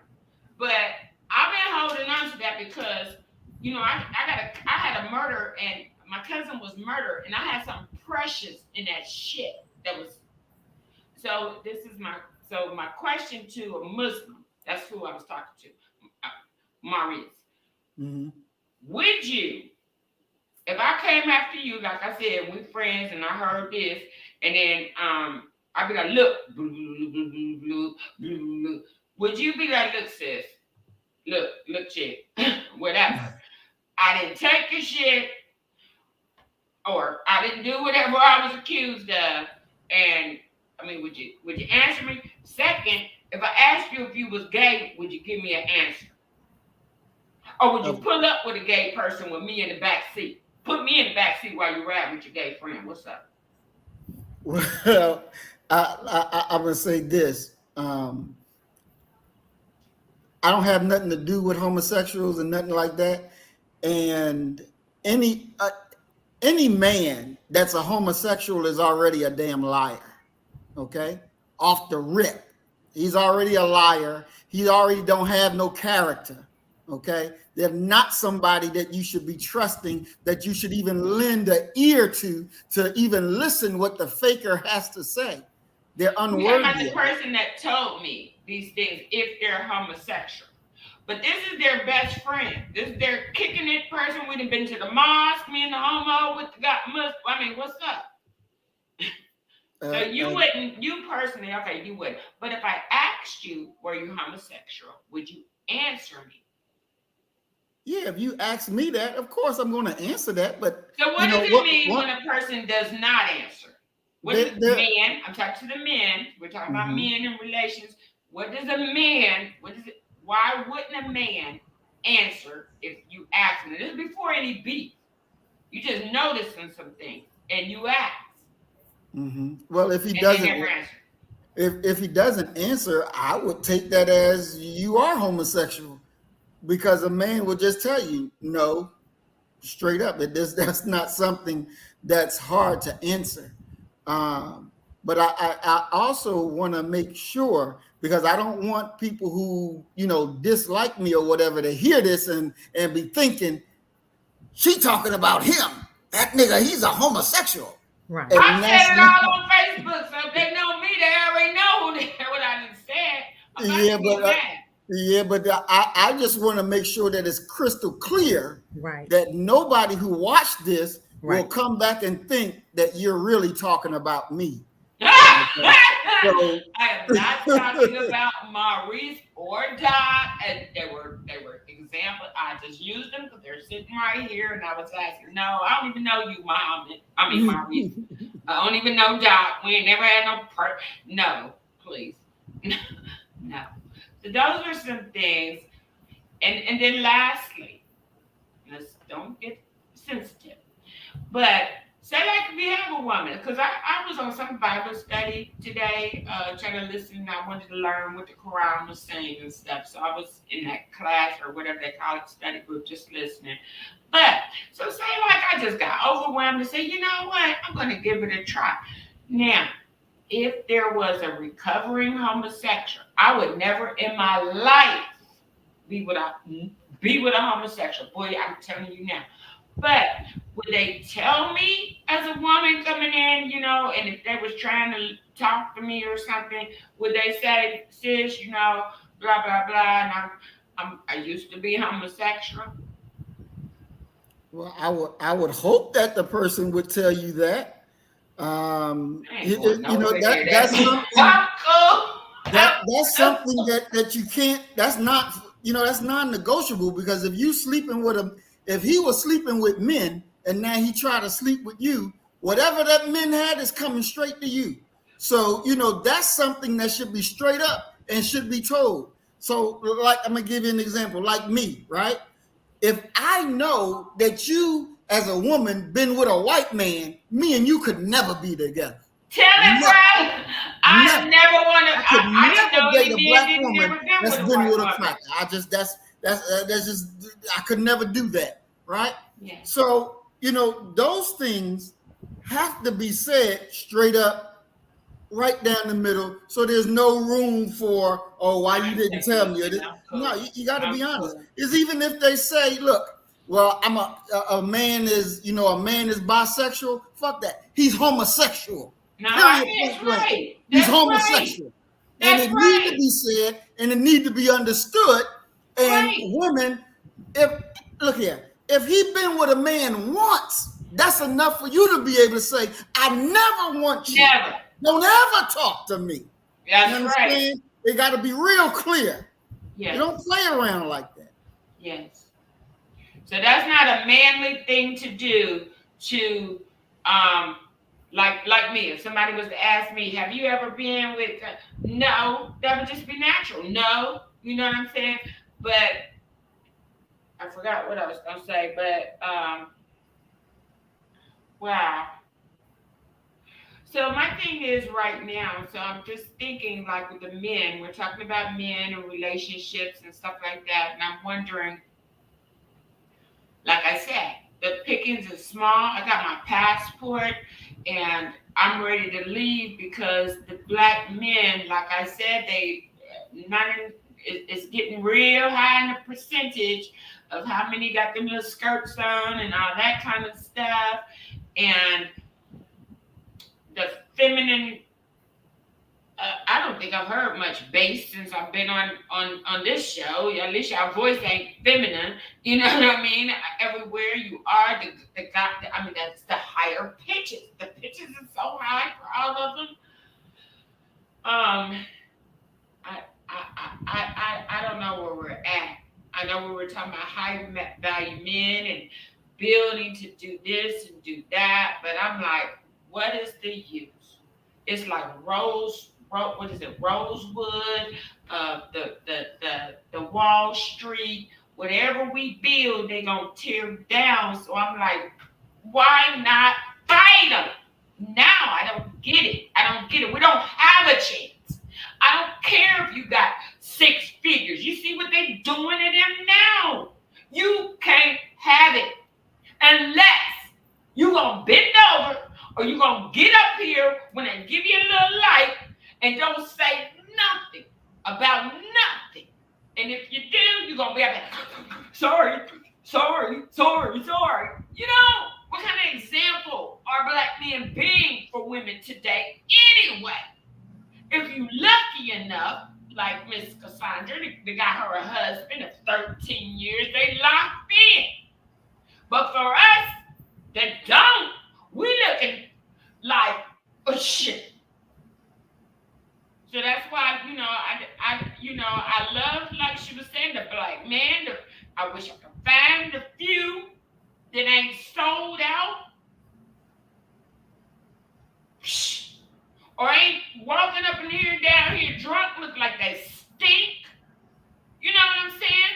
You were saying, Miss Cassandra, that we attract who we are. Well, I don't attract anybody for real because nobody really knows how to approach me. I have that look for some reason. I don't know what it is. But people don't run up to me. Hey, you like that ass, or trying to touch me on my butt, or crazy stuff like they talk to these broads out here. So I'm not attracting really anybody. And I'm thinking maybe that's because none of them is men anyway. There's 1 or 2 things. They looking for Barbie, whoever, processed machine girl. Or they looking for a man, looking for a man, but looking for somebody that can just, undercover, that can be their shield while they back here dipping in the love. And it's very, very difficult. And when you talk about high value woman, look, man, I get so upset when I hear these things because damn, I feel like I've been walking that shit. You understand? what's your name? Married? Meaning that shit. But you can't come over here tricking me with dollar bills and me and all that. Never in my life. I'm not recovering from that. I'm not coming from that. I've never been that. And it feels like a smack in the face for me. You know what I mean? It feels like a smack in the face for me. And the one I thought was of high value in goals and character started to turn out to be the monster he was with my children. Because I left. Divorce. Daddy, I need a return. But because of that, he couldn't handle that. All the shit that came on my babies. You understand? So I guess if I, as a black woman, if I can't have love, I'm going to go find that power. That's the only thing. The man with power. So, you know, it's fucked up because I was real fucked up. I really thought I found the place. You know, I'm like, dang, Farrakhan, he gonna be the. And that's the first thing. When I heard his speech, yeah, I'm like, oh, okay, he all black, he gonna understand this shit. And I'm thinking he boss. And I could talk to him. You understand? So, and then all that Malcolm and everything else came, I just got all fucked up and twisted. And you know how they said, people sell their soul to the devil for this shit. Shit. I'm already sell my soul, bitch. Cause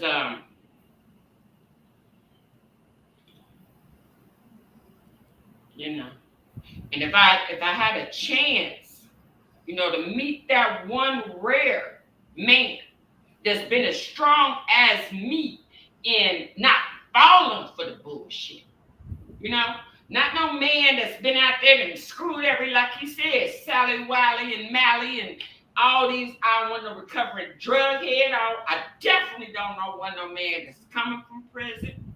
Just a clean man. Where gonna find him at? Where they at? Sister Diamond, because there's more black women in America than it is black men.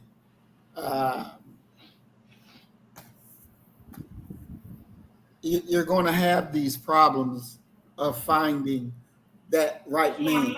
I'm gonna be in America. I'm out of here. One thing I'm gonna just say this, right?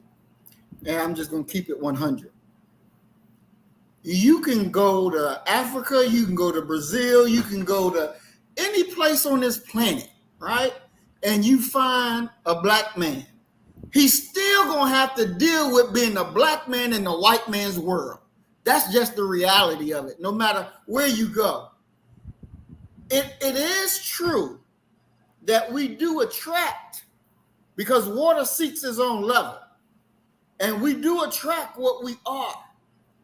And we have to begin the process of working on ourselves, that process of healing those hurts within ourselves, right? It's like me. Before I became who I am now and who I'm becoming, I had to be real serious with myself and look at myself in the mirror and just say, look here, Maurice, you's a no good nigga, right? I had to be real with who I am, because I was at a place where I was unsatisfied with what was going on around me. And most of all, I was unsatisfied with myself. So I had to be real with myself. And I said to myself, I've been real. I looked in the mirror. I don't see who you saw. I don't see that. Who I see is who I say I am. That's who I see. Now, if you want to say, maybe I done had thoughts, but Sylvia, maybe all that kill. I'm a killer. I will fuck your ass up. That's the problem.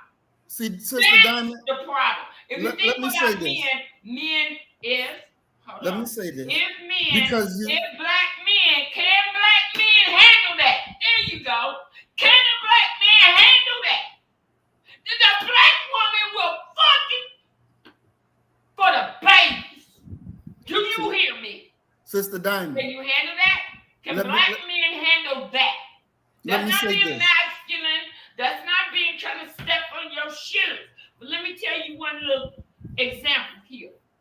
When I was married, I just gave my husband a hypothetical question. Honey, if somebody did something to our babies, you know, I don't know, somebody raped them or something like that, what would you do? He said, I'll call the police. Now, ain't nothing happened in my life, but naturally, as a mother, I said, what? I would kill him. I ain't never said that word in my life, who I'm going to kill. But when it came to that, that's what I said. But guess what happened when they was molested by the neighbor? Did he call the cops? No.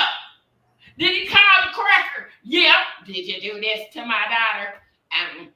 Well, okay. No, he didn't. He said he didn't do it. Did he take him to the hospital? No. How did he get my kids? Coming to check him about why you abandoned him. Yeah, so that's my problem. When I look in the mirror, everything I see is what I said I am. But the problem might be for a black man. Might be I will cut your whole shit out when it comes to a baby. Not just mine. I like to see Zimmerman ass. I will fuck his ass up if I had the opportunity. The audacity of him, the disrespect. How you thought it was funny, motherfucker. You should have sat up here and sold the gun, auctioned it like this shit is cute. So when I looked in the mirror, definitely, but let me tell you what Malcolm told me yesterday. Because I had my head down. I was like, damn. Maybe I'm that little live I did on my Facebook and shit, talking about I want blood and shit. Next time when y'all want to go at somebody, I need them to be out on stretchers. I have my head down. I'm gonna have to change maybe that. You know what I heard? What I thought about when Malcolm told that British interviewer when he said, I heard you were making statements about the 170-something people killed, white people killed in an airplane crash. Malcolm said, yeah, I thought that was a blessing. And I'm looking for a few more blessings. He made me stand up. I didn't hold my head down. But black men want to be the head of the house and be the warrior. We get the war in there. But this is not a time that, as I see in things, the way they are with our food, our water, the uncertainties, they flat out just knocking niggas out like they just think they the shit. It's gonna be a war. It's got to be. You understand? So that's why I said, well, maybe I'm on the wrong stage. I shouldn't even be looking for love because that shit, it just ain't gonna happen for me. What I'm gonna give it ain't coming. So what you want to do? That's where I'm at. There's the other side. That yes, honey. Honey, I used to be. Honey. Soft tone and all that. So I don't know where the black men at and what's going on today, but I did have those questions. I thank you very much for asking them or answering them. School starts for me next week, so taking us legal studies, as I mentioned, and see what I can do. That's it. I apologize. If I offended everybody on here with my expression. And this is the part where I was saying, some things, when things run so deep in you, sweetie, and it's so real, sweetie, it's never going to be a day on earth until it is dealt with that you're going to ever be over here able to. And so, yeah, I remember. Oh, and yeah. If it's real, you're going to always feel this fire. It's always gonna come out. So, that's the difference. So I thought, that's that. And Sister Diamond, we respect your realness, for sure. That's 100. We understand that there's hurt there, there's pain there, that's coming out when you speak, and we see that, we feel that, and we understand that.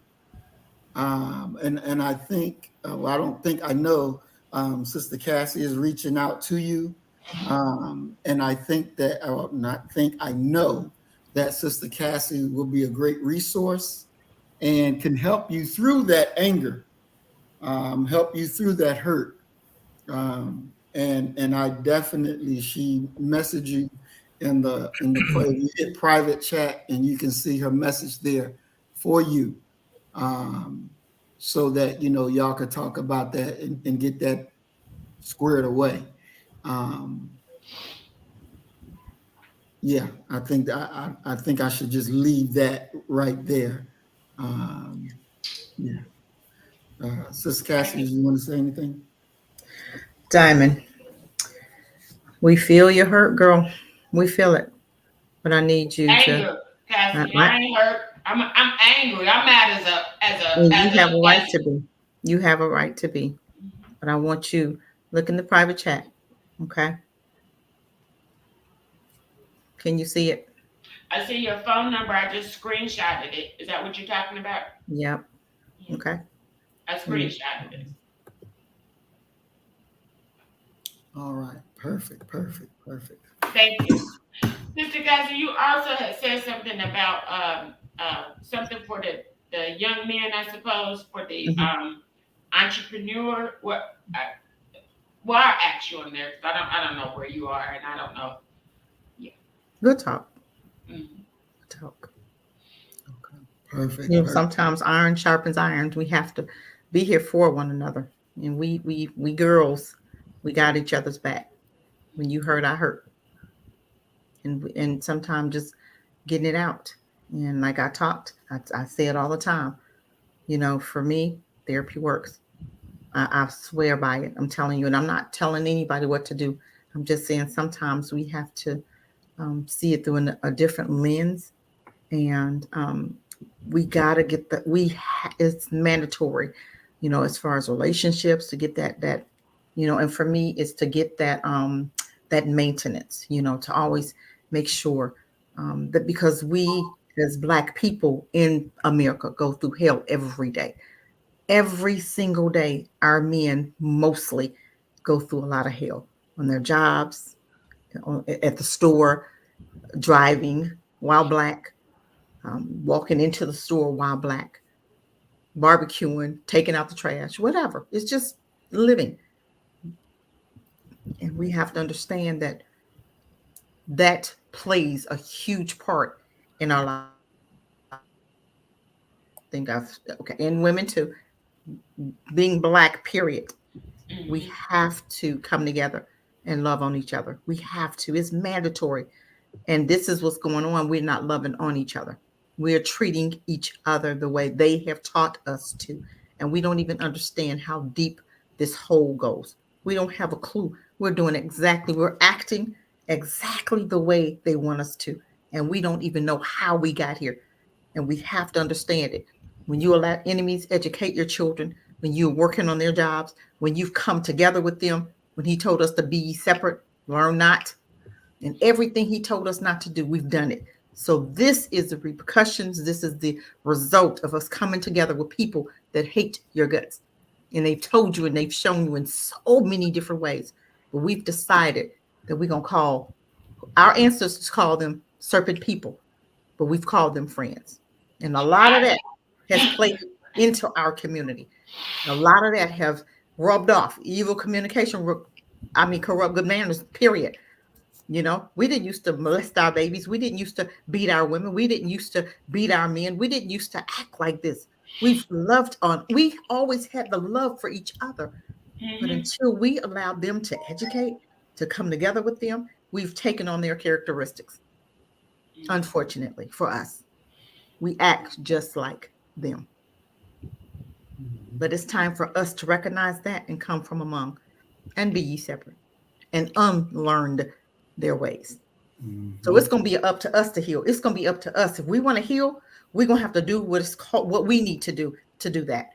We can stay and keep doing the same thing we've been doing, but look at our children. It's a mess. That's what I'm concerned about, because me, myself, like I said, past the anger part, I ain't broken because I divorced him. This is not a personal, honey, and oh, my heart. Bitch, I let your bitch ass go. You wanted to be with a cracker, you know, bitch, you ain't gonna have us both. Are you crazy, fool? And it's not just about being broken. No problem, working, doing my thing. It has nothing to do with being broken. It's about what you put on my baby. That's why it's anger. If this was personal, me and him, you might feel my heart. Bitch, I ain't got no heart when it comes to you. What you did to my babies is what I'm talking about. And this is something that he must have learned from the white man, bitch, because I ain't fucking... Look, I've always said, and I'm not... I've always said I had a natural repellent when it comes to white people. And I was thinking today, when did I first realize it? I was trying to make sure that the person involved with my babies, or one of his white people, did that spring something in me? The reason after that I was so brutal on my white victims? And I thought about it. I was like, oh, wait a minute. I sensed it. I had that great sense. So when I'm working in one of the restaurants, I was a waitress, and they was leaving me that little change. I was like, and I could smell it. I quit. But I was, you know, got me another job, whatever.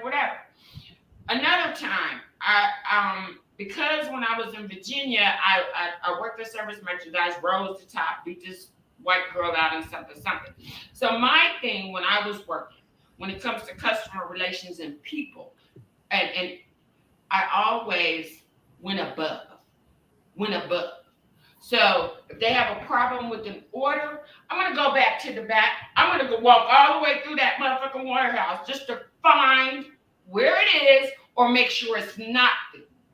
This one customer was mad as hell, and he was white when he came in. So I didn't have that meanness toward him, but you understand? So you cool with me, you all right with me. But anyway, the point is I took that same character to another company. And when I went back in the back again to help a customer out, the bitch, you know what she said? So we in the office because they're about to fire me now. And so I said, oh, so you've been smiling on my face and stabbing me in the back? And she shook her head. I wanted to blow that whole motherfucker up. That's how I go. 0 to blow you up. Blow it up.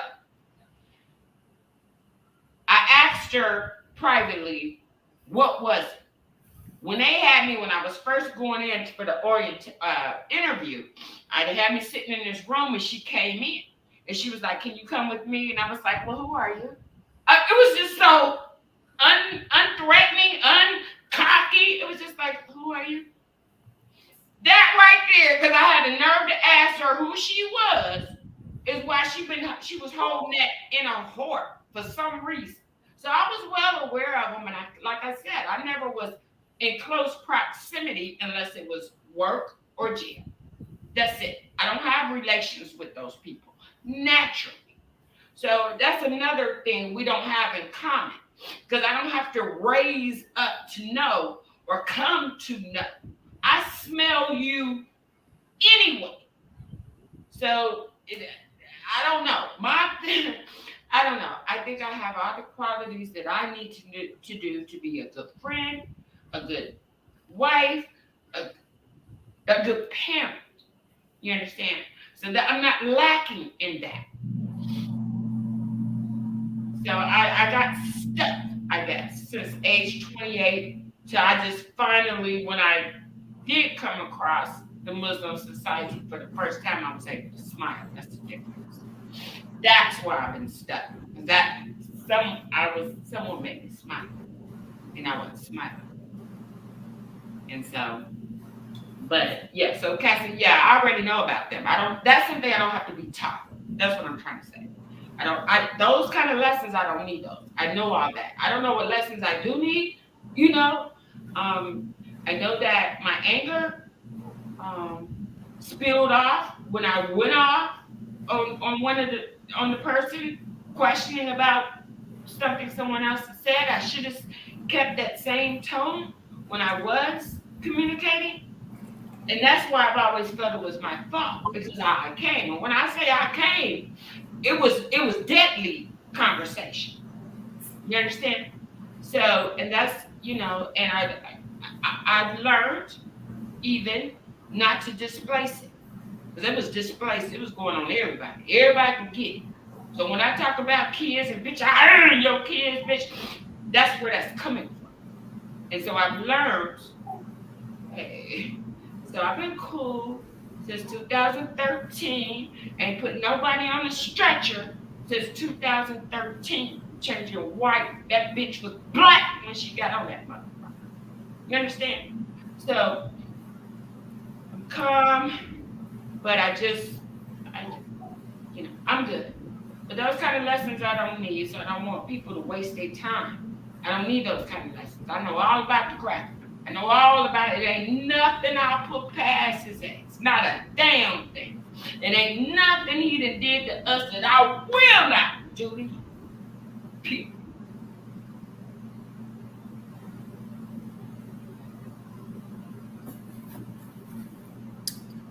His dog, his family, his mammy, his granny, his children, his grandchildren, all that.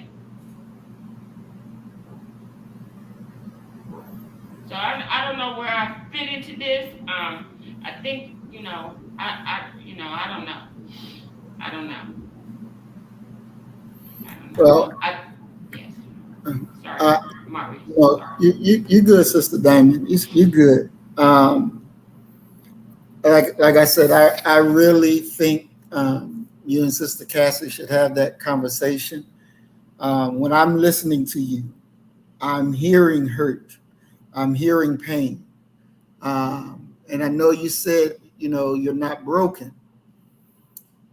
But I'm going to say this, because we live in a world that is against our very fiber, against our very being, that when you can even say words like Black Lives Matter and people find it offensive to say that Black people's lives matter. You're just speaking words and it's offensive.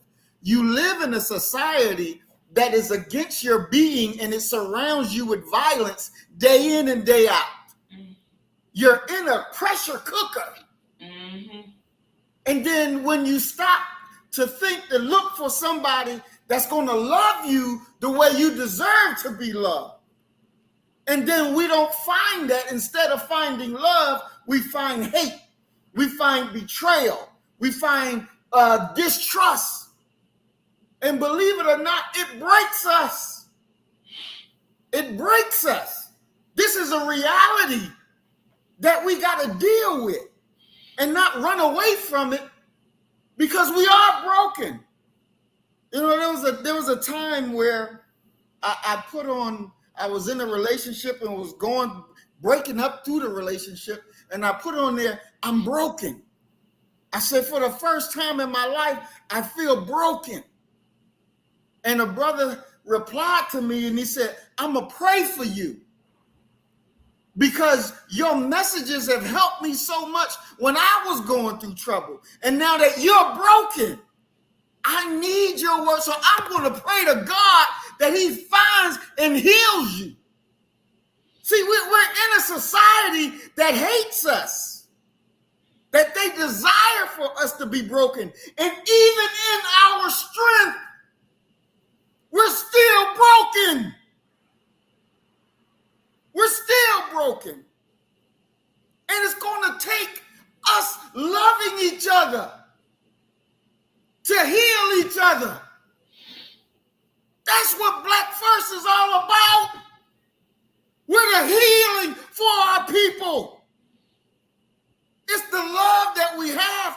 one another that will go the extra mile to say, sister, I got your back. I got your back, brother. I'm going to walk it with you. I'm going to heal it for you. We're going to do the work together. Because in that work is the healing for us all. We are the talented 10th. We are the leaders of our people. We are what the ancestors prayed for. Now we got to trust the process. We got to trust the process. We got to trust one another to be real, to be felt, and to receive love. Not fake love, but real love. And when you get it, you'll understand it because it's so soul satisfying. It's a protecting love. It's an enduring love. It's a love worth living because now you got real life. You're in the right place for healing. You're in the right place. And if you be patient and you work with Sister Cassie, I can promise you it's going to be taken care of. It's going to be all right. You're going to heal internally. You're going to be all right. I can promise you that. But you got to do the work too. And you link up with your sister, and I guarantee you it's going to be all right. I can guarantee you it's going to be all right. You ain't here by no accident. You ain't here by no accident. God orchestrated this. And he sent you to a place where real love is. Where people really care about who you are. You ain't gonna find nothing like this nowhere out there. You're here for a reason. We're here for a purpose. And your healing will be right here. This is where it's at. This is the truth. You have found what you've been looking for. Now it's about let's do the work and build it. This is what you've been looking for. And we're not here to make you cry. We're here to wipe away all your tears. That's what it's about. And trust and believe. You'll be all right. You'll be all right. You're in the right place. You're in the right place. We're over our time. But I thank you, Sister Diamond, for giving us the opportunity to feel you. I thank you for that. Because you don't know, this is going to help not just you, but those who come to see this. Because they can say, I can identify with what you're going through. I can identify that.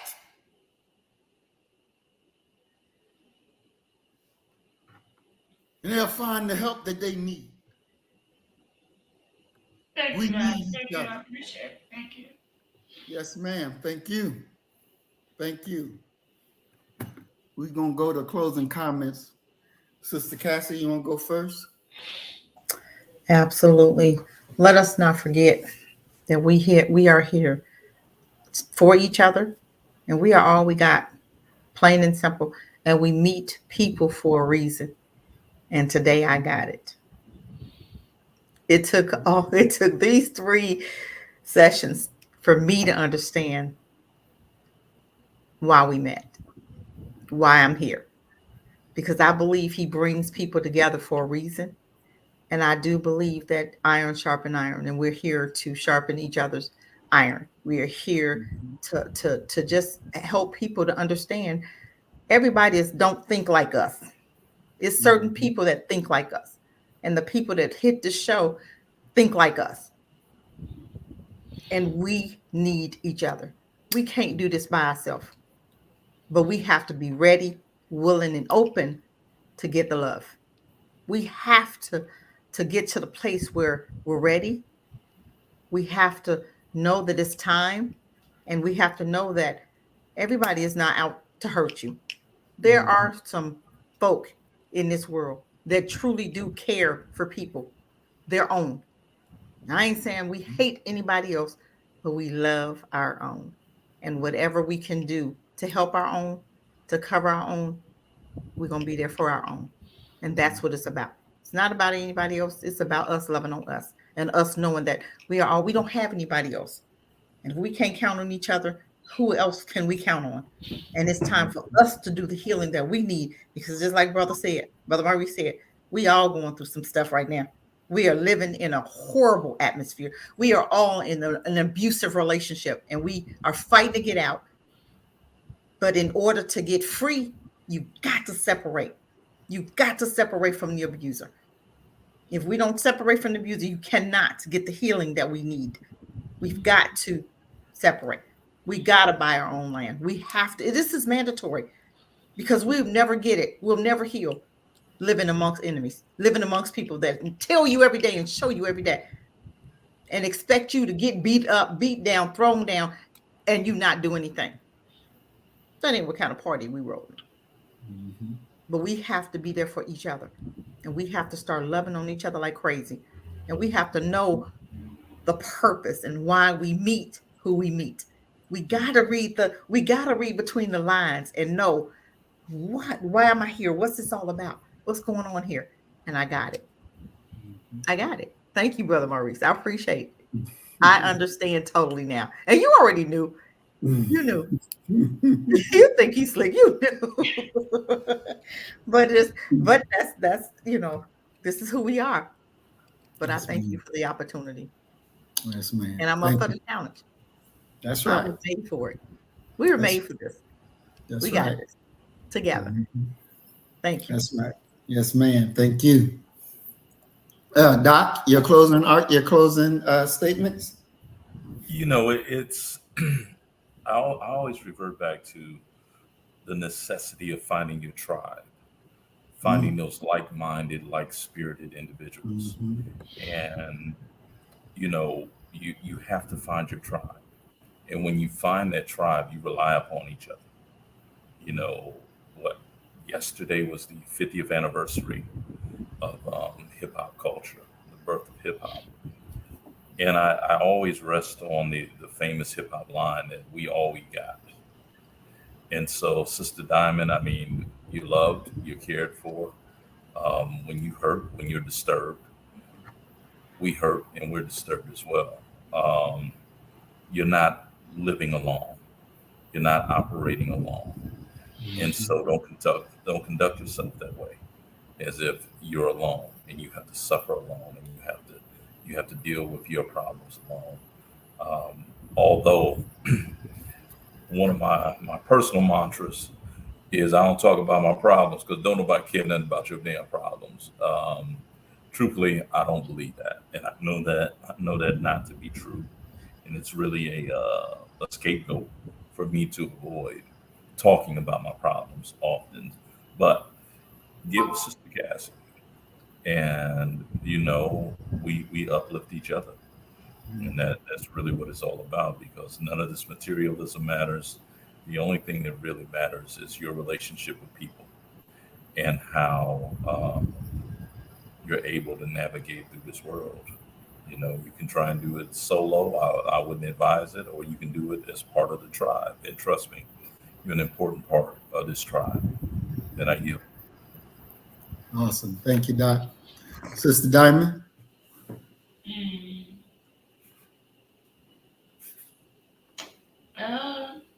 Well, I thought I saw something on a comment somewhere, maybe on one of those shows.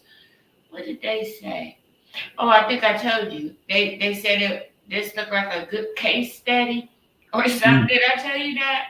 Yes. I wonder, was they talking about me? I was like, wow. And then I did have asked that maybe we should do a show. Like I understand that. That's reaching out, open arms. And remember, I was saying that that's what's missing in the world is real, genuine love.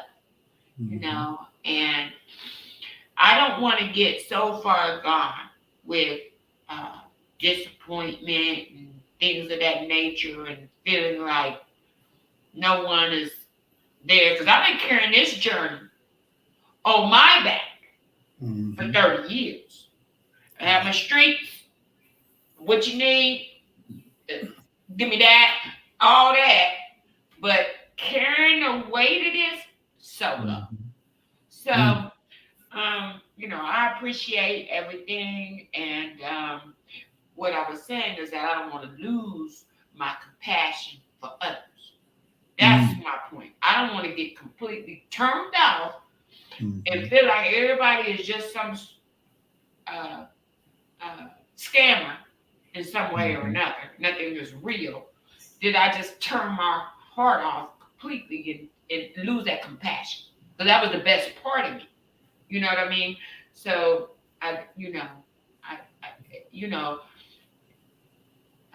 any way I can help and do anything, I'll be, glad to do so.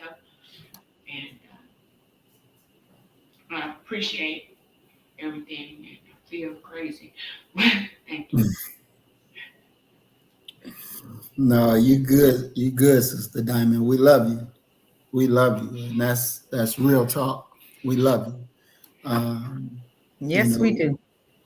And we're glad you're here. We're glad you're here. This was an excellent program. I thank all the panelists. I thank all of our audience that's in the chat. We couldn't do this program without you, without your comments, your input, your energy. It's needed. It's welcome. This is a Black First family. And we believe that. We live that. We live that. And we are each other's keeper. Period. Point blank. We are each other's keeper, and that's just the way it is. So as we always say, you kill the nigga in you, I'm gonna kill the nigga in me, and our God will reign supreme. We are Black First. Today, tomorrow, and forever. Assalamu alaikum, family. Peace and blessings. Shalom. So you better get the message and get it straight. You're gonna need some bridge work. It's simple as that. Because we're living in judgment. We're living in implementation.